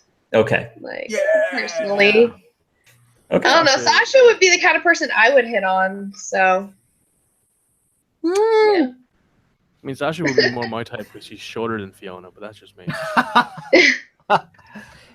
Who else wants to give their favorite Telltale game and why? Or Telltale games and why? So to put it out there, the voice actor for Baby Wolf was Adam Harrington. He also did Yep. The Woodsman. Yep. There you go. Which is really funny because the very first episode, they fight each other. So it's basically Adam Harrington fighting Adam Harrington. Fighting himself, inner demons. He was also Andrew St. John from season 1 of The Walking Dead. Mm. Mm-hmm. He's a very, very, very talented voice actor. Mm-hmm. To give you my top 5, because here's the thing about Telltale games. When they're good, they're great. And when they're bad, to me, they're not very good at all. So my top 5 is basically like you can split hairs, but this is how Okay. I like to. So it's The Wolf Among Us, Tales from the Borderlands, Walking Dead Season 1, Walking Dead Season 3, and then probably Batman, The Walking Dead Season 1, and Walking Dead Michonne, probably all just niched together into Okay. that final space. So the reason I like The Wolf Among Us so much is because it's got that. It was their second like big release essentially. It came out just after The Walking Dead. It had this like I didn't know about the Fable comics, so you know when they released this and they're like, oh, it's based on this stuff by this guy, and I'm like, so you're telling me there's a very gritty noir style thing that involves fairy tales? Sign me up, please. So I looked into it and started playing Among Us, and Baby was so much fun. He's such a nice guy, but he has this, you know, he reminds me so much of like all of the action heroes from the 90s. You know, he's a nice guy at heart, but he's got this big, rough exterior, and I really like that about him. Like I Mr. the flow. Callahan. Yes, he's got this flow to him, which is pretty sweet. In general, I thought that, you know, Big B Wolf is what I always imagined the big bad wolf to be if he was a lycanthrope. And it is essentially what he is. So, and then, you know, you've got Lee, you've got Clementine, you've got Javier. That's my soul, Javier. I love you so much. You know, you've got Bruce Wayne, one of the better portrayals of Bruce Wayne outside of like the Gotham TV series and maybe one or two of the movies. And then on top of that, you've got, you know, Reese, Vaughn, Fiona, Sasha, so many different ladies and so many different people that are just so incredibly colorful and a world that's so incredibly fun. Because to be honest with you, I wasn't the biggest fan of Borderlands until Borderlands 2. I played a bit of Borderlands 2 and then I heard Telltale were making their own game. Like, yeah, that sounds more like my thing. Played it and it felt like months between the releases. As I said earlier, it wasn't actually that long, but that's just the way it was for me. You know, when you like something, time tends to pass a lot slower when you're waiting for it, I tend to find. But in general, I felt like a lot of their games were, you know, there were so many different times where my brain was like, that was amazing. I need that'll be a moment that will live in gaming history for Telltale for years. Like, you know, Vaughn taking his shirt off for Hark. You know, Reese giving that speech to Sasha, you know, when he was holding on to like the railing that had broken, and, you know, didn't want to let her go, even though it was only like a 2-foot drop and he didn't see it. That sort of thing. Like, I thought that was great because it was so in the style of the Borderlands season. there was all of the stuff with Bigby and Snow White. There was that will they, won't they kind of style to stuff. And then, of course, there was all of the stuff with Lee, Carly, sorry, Doug. There was all the stuff with um, Lee and her new, there was all the stuff with now Clementine in episode 2, which I won't say anything about, but hey, then of course there was all this. There's just so many good character interactions and so many incredible moments and incredible people, and all you can think is we're not going to get any more of it, which makes me sad. But hey, at least we have the memories. Yes. Jacob, what's your favorite? The cliched Walking Dead season 1. Mm-hmm. I could counter this. What's your least favorite Telltale game? Well, yeah, we'll answer that. Why don't we answer that question until everybody else gives their favorites? And then there's another question I do want to ask from the audience because I thought it was a very good one. Evan, what was your favorite? The Wolf Among Us. Wolf Among Us? Mm-hmm. Same reason as other people have given? The reason why I like it? Mm-hmm. Mostly because of I like the art style. I like the story. I love Bigby Wolf, especially shirtless people. Oh God. To be honest. But yeah, no, I just liked Bigby as a character, and Yeah. I just loved it throughout. Kiwi, how about you? It's a toss, really. It's between The Walking Dead season 1, season 2, and the Batman season 1. Because Okay. I feel like the Batman season 1 had the best portrayal of the Joker I had ever seen. Especially because of... Sorry. Joker only had a cameo in season 1. I guess it was season 2 then. Season 2, probably. Yeah, because... yeah, especially because of the recent portrayals of the Joker in certain movies. But, yeah, I guess for the first 2 Walking Dead seasons, it's more of a case of I can even tell you which ones are which one's my favorite episodes from them.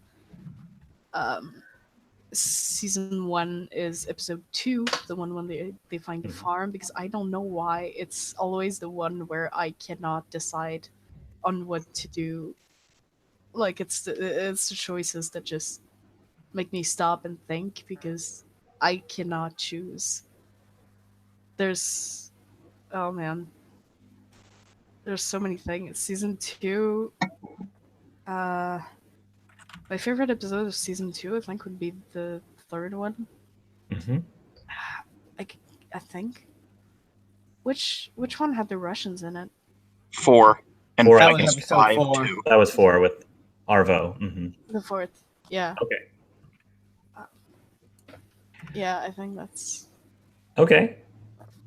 Carson? Well, first off, I've already know what I love, and I'm gonna have to tell one of those guys on your wall very soon that you like somebody with their shirts off. But it is Walking Dead season 2, and I think I'm gonna have to tell Luke that you might be a little bit jealous, or he's got a rival, because I know you still love Luke deep down inside. Well, Luke never actually took his shirt off. Let me just correct you there. He never actually did that. I also want to point out that nobody mentioned Telltale's The Guardians of the Galaxy series. Yeah, there is. It was fine. Whatever. I think it was borderline average, honestly. I But thought it was borderline average. Mm-hmm.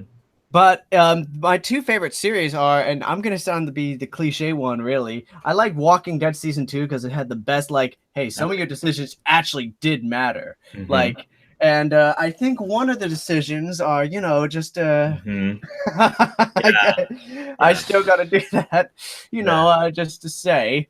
And the other reason is I loved the characters. They were much more like you grew closer to them easier than I guess you could say season 3, season 4. Season 1 will always have a soft spot, but season 2 you're like, man, I gotta relate to these guys. But my other one is, and surprised nobody likes it, was the Minecraft one. I actually like that more. Which one did you like better, the first season or the second season of Minecraft? I haven't gotten to the second season yet, but I'm pretty sure Okay. the first one is still the better one because Okay. of how the story was shaping. That's the thing. I didn't mind the story in Minecraft story mode. I mean, hey, there's no story in the original Minecraft. Yeah, you're right. You're right. I found it relaxing, like more of like a relaxing game to go through. But with how short like some of the episodes are, I'd still think it's lower on my list personally. I think season 2 fixes the low episode length, because episode 1 of season 2 took me like almost 2 hours and 30 minutes to finish. Yeah, season 2 did a better job with episode length. Okay. So let's answer the other question. What was everybody's least favorite Telltale game that they've played? That they've actually played? May I interject, because we have some fans who have questions for us? Well, I want to finish this line of course. thought. So let's, and there was another question way before that I do want to ask everybody too. But yeah, people's least favorite. The Walking Dead Michonne. Well, why was that your least favorite? I just like they tried to repeat the Carver storyline with the main villains, except it didn't make any sense to me. Like, oh, they're on the hunt for you. They're trying to kill you for revenge, except Carver was hunting for you because there was a 50-50 chance that someone in your crew was pregnant with his kid, whereas you happened to be in the vicinity of the people these guys were chasing, and they decided to kidnap you as well. And when you try to escape, you accidentally destroy part of their construction on their community. And then rather than taking the time to rebuild their community with the resources that they have, they decide a better use of their time would be to hunt you down, to kill you just for revenge. And I thought the villains were kind of more likable than the characters than the side characters that you're supposed to like. Like, I was not a fan of Sam at all. Like, her brothers were fine. Also, Sam's dad's death was laughably hilarious. The way he just gets cut off mid-sentence when he just dies. Mm-hmm. Who else least favorite? My least favorite was Game of Thrones. I think it was the only one who I haven't been able to actually like get in. I liked it, but I didn't like catch, like the story didn't really catch me as much as the other games did. Do you like the Game of Thrones series at all? Just in general? Maybe that's why, because I read the books, but I never really got into the show. So, like, I'd say that's why. Maybe if I had been, maybe I would have liked it better. Okay. But, yeah. Evan, least favorite? Honestly, it would probably have to be Walking Dead Season 3. Because, I don't know, like, it was probably the one that I had the least enjoyment out of. Because, considering that The Walking Dead is Clementine's story, it's supposed to be Clem's story from beginning to end, Javier felt irrelevant. Like, kind of irrelevant. Like, I didn't mind playing as him. I thought his family, you know, his backstory and all that forced relationship. Yeah, was, forced relationship. Yeah, very, very, very forced. Hey, it was optional starting with episode 4. I'm sure it was. Yeah, I don't know. I didn't really get infused with the characters as well as I did with season 1 or 2. Even then, I think 2 was. I didn't think 2 had enough development with the characters except Luke. And when Kenny came aboard, everybody pretty much paid attention to him and nobody else. So, how about Kathleen? I also really disliked Game of Thrones. I do like the show. Well, I did like the show. I don't like the newest season. The last 2 seasons, you could tell they're writing it themselves, and it's going in a weird direction that I don't like. So I've just lost interest in the show. But Jon Snow. Never mind. Oh, okay. But the game was so slow and not in a good way. I felt like it just it wasn't really going anywhere, and I didn't like any of the characters, and the cameos themselves didn't excite me. So I just didn't really enjoy it. And I remember the first episode just being so bored. The second episode, I don't even think I played this. I don't know. I'll have to look at my channel and see if I let's play the second episode. I let's play the first episode. I don't even remember. Okay. It's all a blur. But I generally just like remembered being ready to buy the next episode because people had asked me if I was going to continue my let's play, and I was like, I don't want to buy this. I'd rather play something else. So I think that was the beginning of the end with me and Telltale Games, where I just like I just lost interest, and that was like the first game that I was just like, yeah, that and the Batman games I kind of lost interest too, even though those were pretty decent. I thought the first episode was pretty good, but I just lost interest. So Okay. Carson, I'm gonna get a lot of controversy for this. your opinion's your opinion. I didn't like Tales of the Borderland. Okay. I didn't like them because it's just I like a game where it's like more fantasy, zombie apocalypse, or just something that's like, okay, we're coming out as fictional, like, you know, cartoon characters and everything, all that. I just didn't like the little punk from the vibe I got from Borderlands this whole time. It's just like a punk metal kind of universe, and I'm just like, you know, that's not me. I want to push away from that. And even though I watched the Let's Plays and I made it clear I was never going to play them, I just couldn't ever get into it because I was just, this isn't for me. So, but I did think it was the way they went at that story. It was okay. So Shirtless Vaughn didn't save it for you? No, Shirtless Vaughn didn't save it. I mean, if it was if he had maybe one more peck on him, you know, like like six pack, you know, maybe if he had You'd love Mr. Callahan. Good to know. How about you, Mikey? Which was your least favorite? So I'm just gonna say this straight up out front. There are only 2 Telltale games since 2014 that I have not finished from end to end. I've finished Life is Strange from end to end. I've finished everything that's not the Council, basically, end to end, because I've never bought the Council.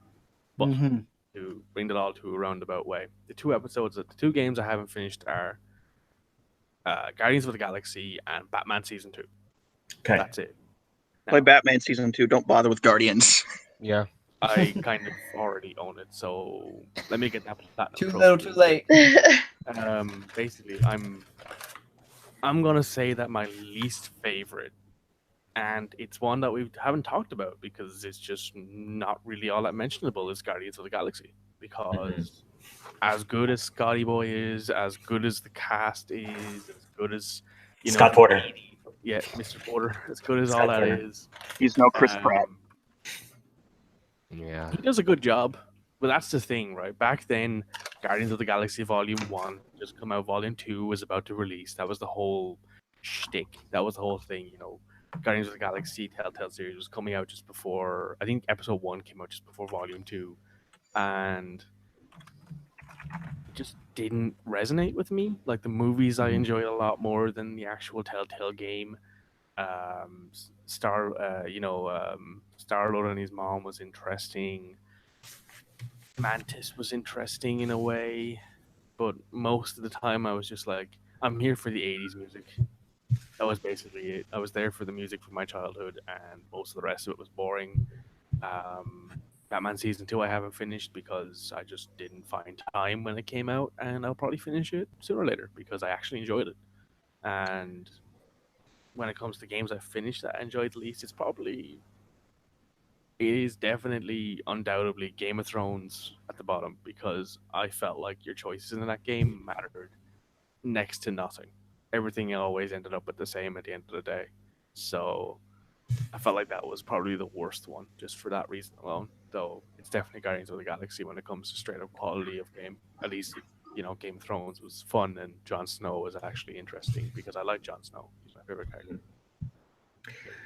For me personally, and this game, I don't consider it a game that I don't like. It's just I enjoyed the other Telltale games more, so I don't dislike the game. But either Minecraft 1 or Minecraft 2, it was fun. I enjoyed it, but it just felt like an average-ish game compared to the other ones that I played. That's my only explanation for that. Surprisingly, I think Minecraft Season 2 is the best Telltale game in terms of gameplay because the combat system in that game, you actually have boss battles. That is true. That's fair. That is true. That is kind of ironic, actually. There was one question that I saw that was asked a little whiles ago that I really liked, which was asked by Redem10. And he asked, what was the best dilemma that Telltale made? Like, I was going to get to that. Yeah, what was the biggest decision or best decision or your favorite or the one that resonated with you the most of all of the Telltale games that you've played? I think I know which one. Go ahead, Evan. Honestly, it would have to be either in one where you either have to shoot Lee or walk away from him. And in season 2, when you either had to shoot Kenny or let Kenny kill Jane. And it was those two scenes that made me cry when I saw them. Like when I shot Kenny, oh my god, my face was full of tears. Like I couldn't stop crying because of what I've done, and to have Clem, because I made Clem shoot Lee. It broke my heart. It broke me. But if I had to pick one or the other, it'd probably be season 1 because I find that the better game. Who wants to answer that question next?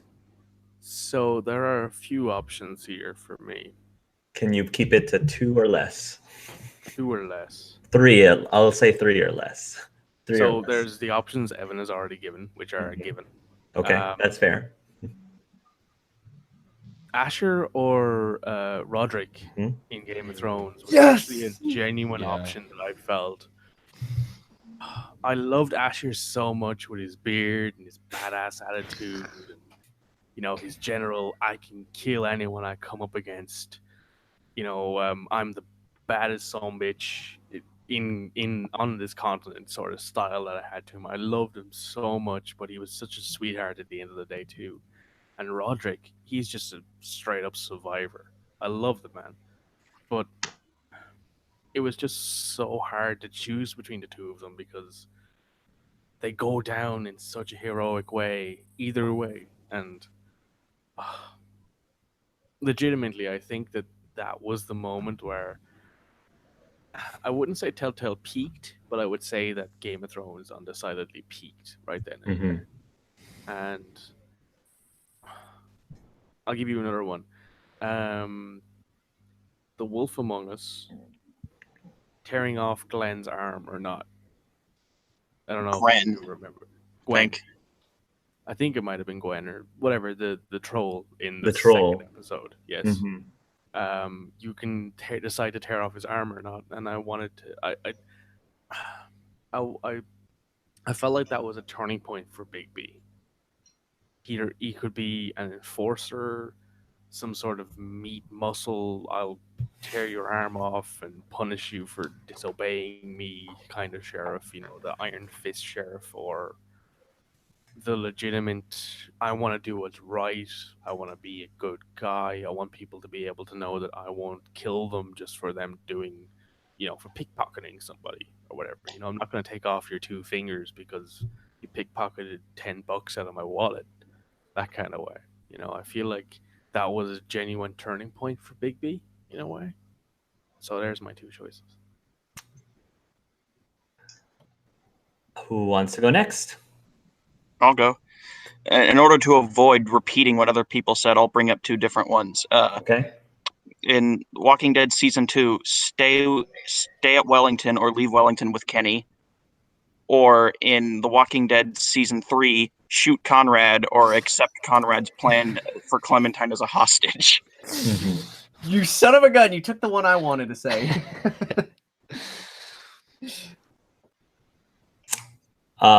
Did you have another one, Carson? No, I'll let him finish. I'll let him finish his point. Did you need to finish? I'm good. If you guys want to go, he's good. Do you have another one, Carson, or do you want to think more? Well, I mean, I can't say the one where you call me a cheater on every time with the Kenny and Jane one. I can't say that one because you call me a cheater every time. But definitely for the Game of Thrones, one is Roderick that one is just, I can't even say it. It's just, that was just tearing me up. It was emotional. I had to close my eyes to pick that one. But another one that I think is, in my eye, it's like the biggest, God, I'm trying to remember the question again because I have to go. Dilemma, the biggest dilemma, I think to me, it was episode 3 where you had a choice. Javi had a choice. He can go and save the village, or he can go and get his brother. That has a major effect on the story, and you'll like whether you save Conrad or not. Yeah, it's episode 5. You know what I'm saying? It's season 3. Season 3, episode 5. That's what I meant to say. It's just that has a major effect on the story, like on how you want to determine it to be. And I'm like, oh God, I can't choose. I mean, I gotta think this out like a smart guy, and then either way, if we saw what happened. How about you, Kathleen? Gosh, I'm trying to remember. Like I said, guys, my memory is pretty bad lately. Having problems with my memory. So, especially because I played most of these games in college, and I don't remember a lot of stuff I did in college, to be honest. So,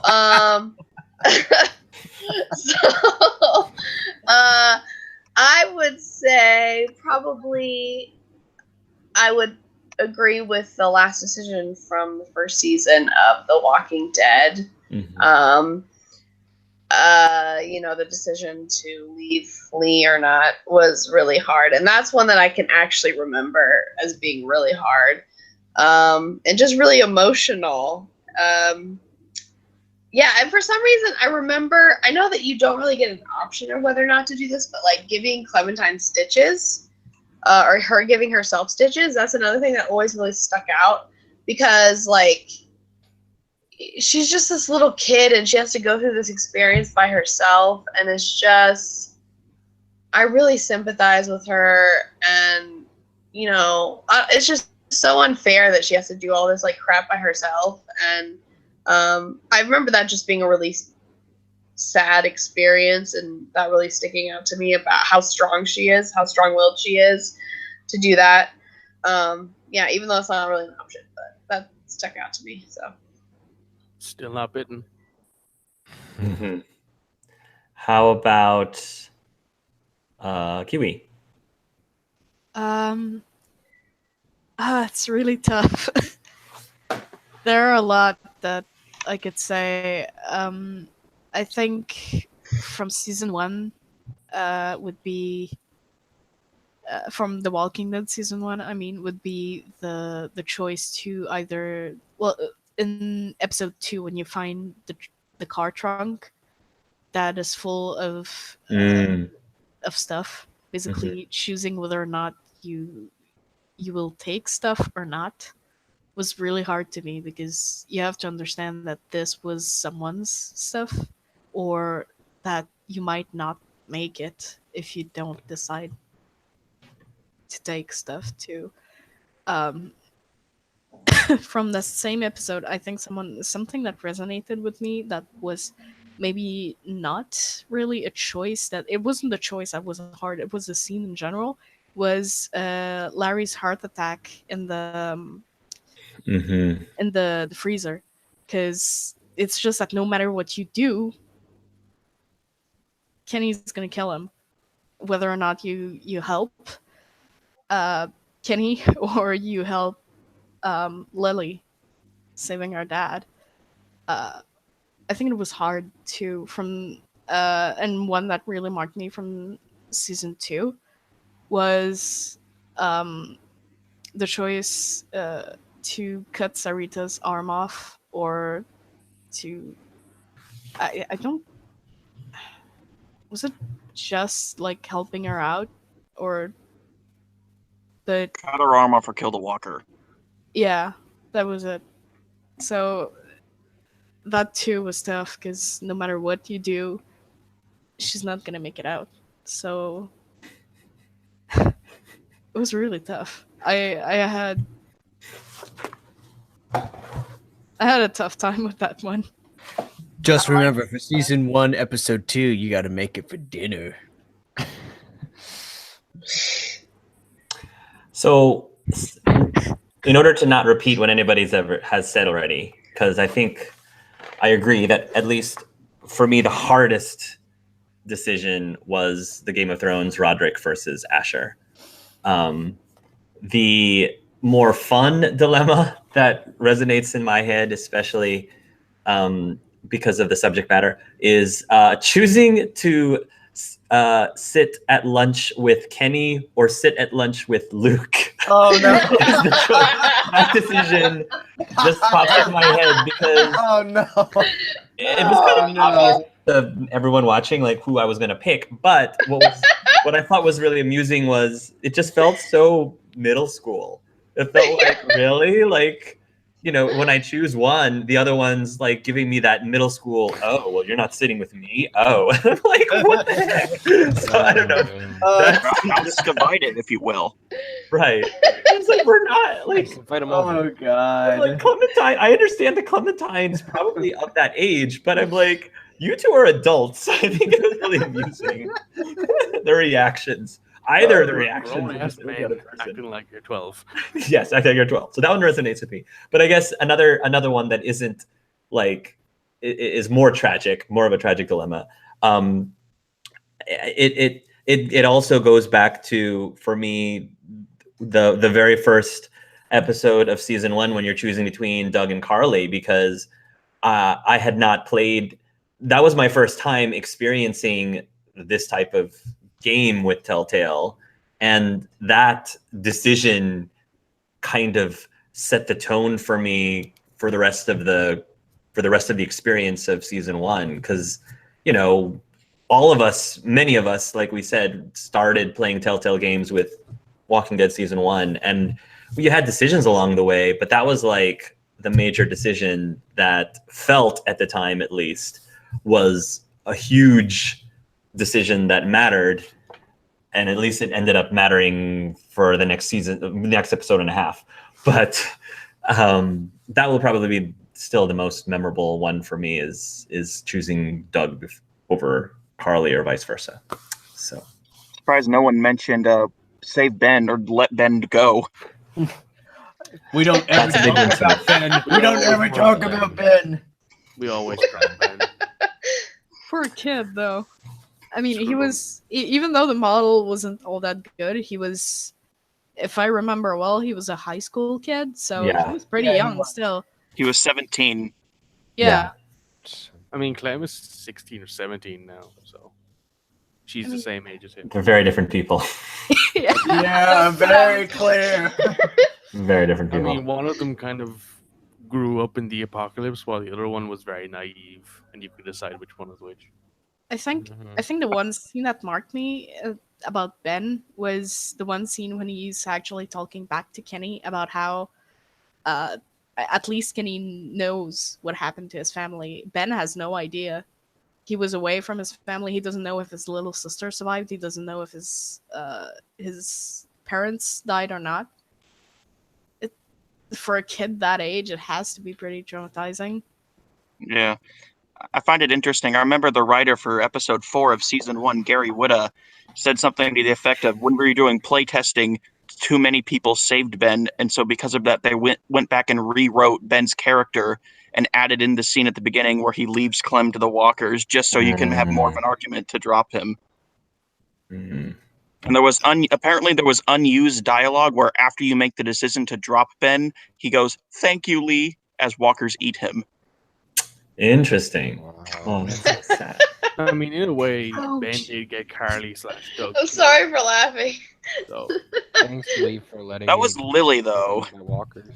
I know, but if Ben hadn't decided to start giving, guys their medicine, Well, the maybe bandits it were would've constantly ended constantly ended up in a attacking fight. them, and giving them the medicine made them go away. Sure, but I think I would have rather shot someone in the head instead of giving them money and then ending up, like it's the apocalypse. Welcome to the apocalypse. I mean, That's just at 17 years old, I took a lot of stupid decisions, and I wasn't Yeah, like, under I that can't- same deal of stress. So I can't really blame him for taking stupid decisions. Ben was one of my favorite characters, even though like he was a flawed character. That's what I liked. Plus, he He said was Lily scared him, so that was why he didn't speak up. I mean, Lily scares most people, to be honest. Oh yeah, don't even mention Lily. Oh. Carson, is there another question from the chats? Because I do have one more question that I Well, want to besides Rosie Biscuit saying that you got spoiled by those YouTubers explaining about what the decision makings and events happening to the characters of The Walking Dead season 3. Do you mind any of that? I'm like, yeah, she minds. I don't want to speak for you, but you can. She's been like, I want to listen to Kathleenmms more. Okay. What was the question? Was there a question? She was asking, do you mind for Kathleenmms? She was asking, do you mind that we keep interrupting you? I think that was it. But the real question I could ask is this: it's the same person. I'm gonna try and say her name. I'm hoping I'm saying it right. Rosie Biscus. What did you think of the Telltale Games' fluctuating advanced mechanicals gameplay format? Am I saying that right? The fluctuating advanced mechanicals gameplay format. Yeah, that's the one. I'm like, am I saying that right? Is he asking about the way that each game has a different like Gimmick. or game mechanic? I With the have no cube? idea. Like for you mean like for Batman, he has his like detective mode, Right. like whatever you call it, and for Guardians, there's Peter's ability to use his boots, his rocket boots. I guess that's what Yeah. they're talking about. Yeah. Does anyone have any opinions on that or thoughts on that? Well, besides, go ahead. You first. I mean, It's just the flavor of the universe, as far as I'm concerned. Mm-hmm. I did have a question I wanted to ask the group. Since, like we said, a lot of our games that we thought were continuing, unfortunately, may not be continuing, like The Wolf Among Us and the Game of Thrones series, and possibly the Walking Dead season, the final season. What would you have wanted to have seen had the games been allowed to continue in any of those games? Yeah, I guess that's my question. What would you have wanted to have seen from the games if they actually were allowed to continue from those games that aren't? Yes. I was gonna say I want to save mine last because mine's gonna be so controversial. And maybe the comments and everybody here will hate it. Okay. I guess I'll go first then. Since Go mine's probably ahead. The most vanilla one. Okay. I wanted to see the Wolf Among Us season 2, which is, I imagine a lot of people here would agree with that. And what I wanted to see was Bigby being more of the town sheriff and less of like Batman, because Bigby felt a lot like Batman in season 1 because he was the only one actively digging deep, and he discovered this, innate sort of conspiracy theory where the people were paying off a criminal syndicate and blah blah blah. But I felt like he wasn't really a sheriff, and that he wasn't policing a crime. He was investigating a murder that ended up leading to a big discovery. Now, that might be something that happens to people in real life. I don't know very many cops or police officers. Plus, I live in Ireland. We're not exactly known for our murders here, thankfully. Knock on wood. But I feel like what I wanted to see was more of Bigby being the sheriff, more of Bigby and Snow White, because I love that dynamic that they had. More of not the minutia, but more of the little things, like more of someone coming up to Bigby and being like, "Someone stole my wallet," and Bigby being like, "Oh, I found it because it smells like you," and him handing over the wallet because he's a wolf. That sort of, small, little, intricate, funny kind of details, I guess. Because Bigby is a savage in the comics, but this is the younger, more green Bigby, I guess. So maybe he's a little bit more kind. Anyone else? I guess I'll go. I want to see more of The Wolf Among Us season 2. What I wanted to see in The Wolf Among Us season 2 was more characters. Like I wanted to see Cinderella as a person. I wanted to see. Honestly, I was interested in wanting to see Boy Blue, if they were planning on. Those are my two favorite characters in Fables is Cindy and Boy Blue. Yes. Maybe somehow have the Headless Horseman somehow show himself, maybe. And I guess the last thing would be like a bit more clearance on what that that last scene of The Wolf Among Us season 1 with the whole Narissa thing. What I think it was, and a friend of mine agrees with me on this. Well, I mean, he came up with the idea first, but was that whole thing with Narissa and what she said was very similar to Faith. What we thought it was that Faith was already dead, and the person that we saw at the hotel at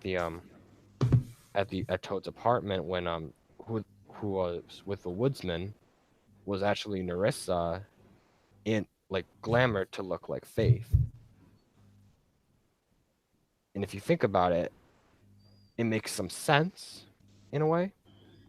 That would also mean that we never officially met Faith. It was Narissa the entire time. So that's my intake on it.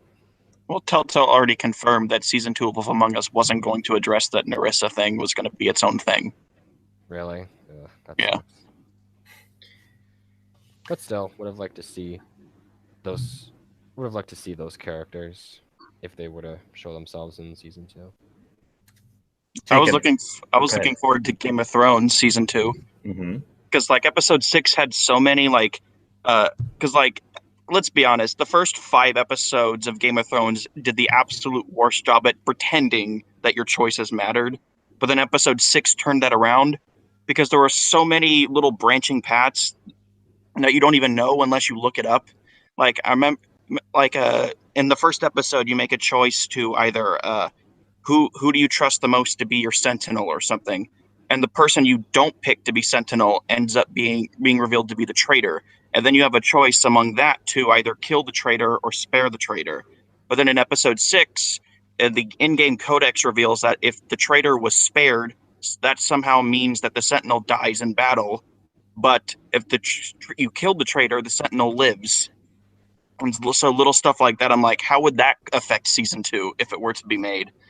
Plus the whole Roderick and Asher both lived. So how would that carry on to affect season 2 as well?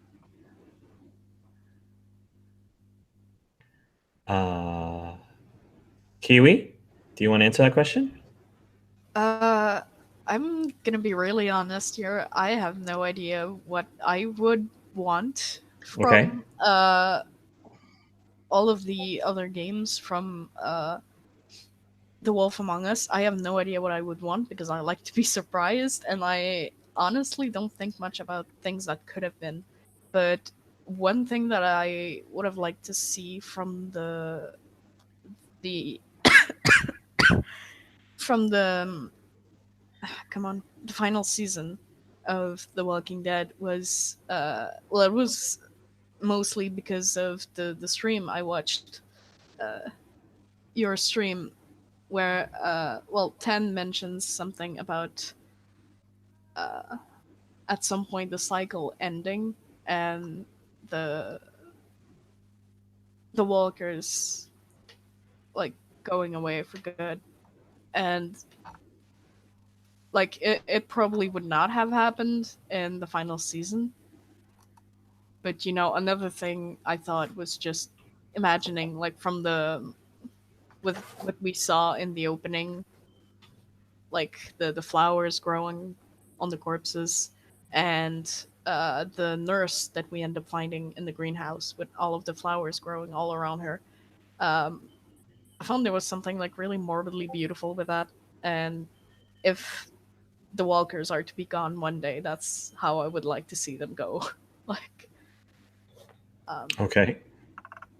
as for Clementine's story, I would have liked anything but a repeat of what happened to Lee in season 1, because I feel like even if that's the end of her story, that doesn't have to end like that. Mm-hmm. If that makes sense. I agree. I think that would be a bit cliche. A bit of a cop out. A cop out. Yeah. Kathleen, do you want to answer that question? Sure. I was also going to mention Boy Blue because he's my favorite character from the Fables comics. What I love about the Fables comics, I don't want to go too much into it because, like, if you guys have not read it, like, I cannot say enough. Like, I need to read I it. wasn't big into comics So good. until I picked up a copy of Why the Last Man, and that story is so amazing and so touching to me, that it got me into so many other things, and so many people recommended.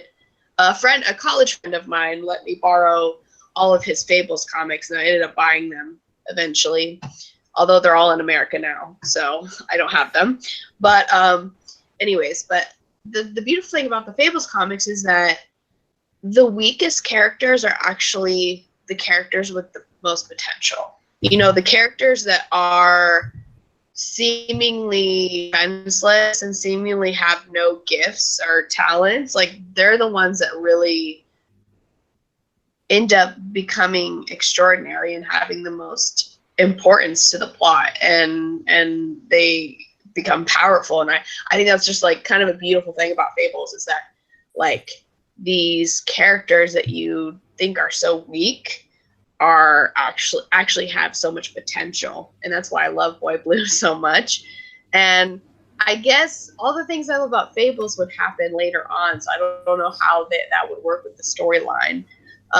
Especially because I want to see more happen between Snow White and Bigby, because, like, that's another thing that really drove me when I was reading the books, because I love a good romance. And they just have so much freaking chemistry because they're both so different. They're both complete opposites, and I like when that happens. But yeah, I don't want to spoil anything from the comics. I just want to say, hopefully, I would like a game to adapt, the actual plot of the comics, or even like a TV show or something to do that, because the story is so great and the conflict is so amazing. Like, it seems undefeatable. But yeah, and then in terms of, like, Tales from the Borderlands, because no one's mentioned that, I would just like to see more from these characters. Like, Vaughn's a really funny, great character, and I'd like to see more from him. And yeah, I want more, So. Carson, do you want to answer that? Yes. What would have liked to have seen from Telltales if they had a chance to make it? I do agree with everyone. Wolf Among Us 2 Season 2 would have been great, but for the Walking Dead final season, I guess I'm going to do the cop out. I would have loved it if AJ shot Clementine, but it was more not the way. Wow. That's terrible. Okay. Please explain that. Yeah. Can you explain that, Carson? No, this is where it's a little different. Where Clementine, as late you tell him you get to shoot him or leave him. Where in this case, AJ, depending on how you raise AJ, AJ can be this cold-blooded kid where he doesn't care about Clem. He'll just do it in a heartbeat, or he's gonna do it reluctantly, so terrified because he doesn't want to do it, and he's like, or he could just walk away. And that's what I want to see. I want to see how, as we as gamers would be parents, are we gonna treat our kid like cold-blooded killers? Because if that's the case, oh man, I'm already screwed. Or do we treat them like to be a little human and they can choose to put us out of our misery? And I want that kind of like, that's how we end Clementine's story. And that's the end of The Walking Dead. Clementine's story and Walking Dead is over. And we have to live with AJ trying to grow up on his own. That's what I wanted to see. But I do want to see a Game of Thrones season 2 with, for those who watch the show like I do, I want to see like what would happen to the Forrester family, especially with the rise of the Starks again. And I was like, I know, I'm such an evil person. AJ's gonna shoot, pop. Sorry, Clem. Time to move on. I'd like clarification as to why Clem never went back to Richmond. Yes, good point. Good point. I have a question for Kathleen because I'm curious here. Okay. If there was a television adaptation of Fables, Tom Hardy is Bigby. Sure. Jake Gyllenhaal's Bigby. No, Jake Gyllenhaal for sure. Yeah, yeah. But Tom Hardy has that look, but I think Jake Gyllenhaal would do it better. Yeah, you're right. Yeah, I love Tom Hardy. I think he'd do a good job. Yeah, Jake Gyllenhaal, sure. Yes. Tom Hardy could be the woodsman. Yes. Just get Tom that Hardy. Bane look. Yeah. But Tom Hardy's too short to be the woodsman. Well, I don't think they really care about height, do they? Well, In the end? like, what's his name? Well, when you compare Topher Grace to Eddie Brock in the comics in Spider-Man Yeah. 3. Oh God! They can just do like they did with Robert Downey Jr. and put him on a box. Or like, I mean, in the comics, Wolverine's 5'3", but like the That's actor what I is was like thinking of. 6'5" or something. yeah, he's 6'5" Australian, and you know he's not anywhere near what Wolverine. He's actually not a bear. I picture Wolverine as like a. I picture Wolverine as a bear. You know, Oh my like God! kind of like tubby and like dad bod. You know, Dad bod. bod. Dad bod, and not father. dad figure, bod. My question. Am I right though? Like, I mean, in the comics, he's a bit dad bod. He's definitely He stocky. is Hugh Jackman. That's his name. Hugh Jackman, yes. Yes. He would actually, if a younger Hugh Jackman would be the perfect baby. I think anyway. But I can see that. Did you already answer the earlier question, Mikey, about what you would want to see in the future? yes, I went. You already on answered that. I went on Wolf Among Us season 2. Okay. My answer, again, because Tales from the Borderlands was my favorite Telltale game of all time, I would probably say. Like Kathleenmms, I envisioned season 2 of that to be us controlling Sasha and Vaughn, looking for Fiona and Reese. And I thought that those two, I mean, all 4 of those characters were very strong. And I was looking forward to the possibility of having the two sidekicks star, I guess, as the playable characters in season 2. So I'm a little sad that doesn't happen. But so that's my answer. Okay. I think that's about it. Unless anyone has any last minute topic, I think that's about it. So clearly, I think all of us hope the very best for everyone that was unfairly treated by what happened with the closing of Telltale Games, especially the developers and their families and everyone who unfairly lost their jobs so abruptly and without really any warning. So we definitely hope that they will be able to get through this as painlessly as possible. Although it does look like many game developers out there have been specifically reaching out or trying to help all of the talented people that work for Telltale, and I wish them the very best. I'm sure all of us here do too. I wanted to thank everybody here on the panel for participating and for joining us. Some of us either really, really late or really, really early in the morning. So thank you guys for hanging out with us for almost 2.5 hours, which is nothing to sneeze at. Thank you to everybody who was watching for joining us, whether or not you were watching us live or watching us later on the YouTube channel. We really appreciate all of you guys for supporting us and sending us your questions. And for the people here that actually have a YouTube channel that they're active on, I'll be sure to post links to them so you can check them out. And that's about it. So I don't know what the future holds for The Walking Dead's final season. It's as of this recording, at least, nothing official has really been announced, but we will just have to wait and see what happens with that. And so, yeah, thank you guys so much for watching. And until next time, everybody, love yourselves and love each other. See you guys. Bye-bye.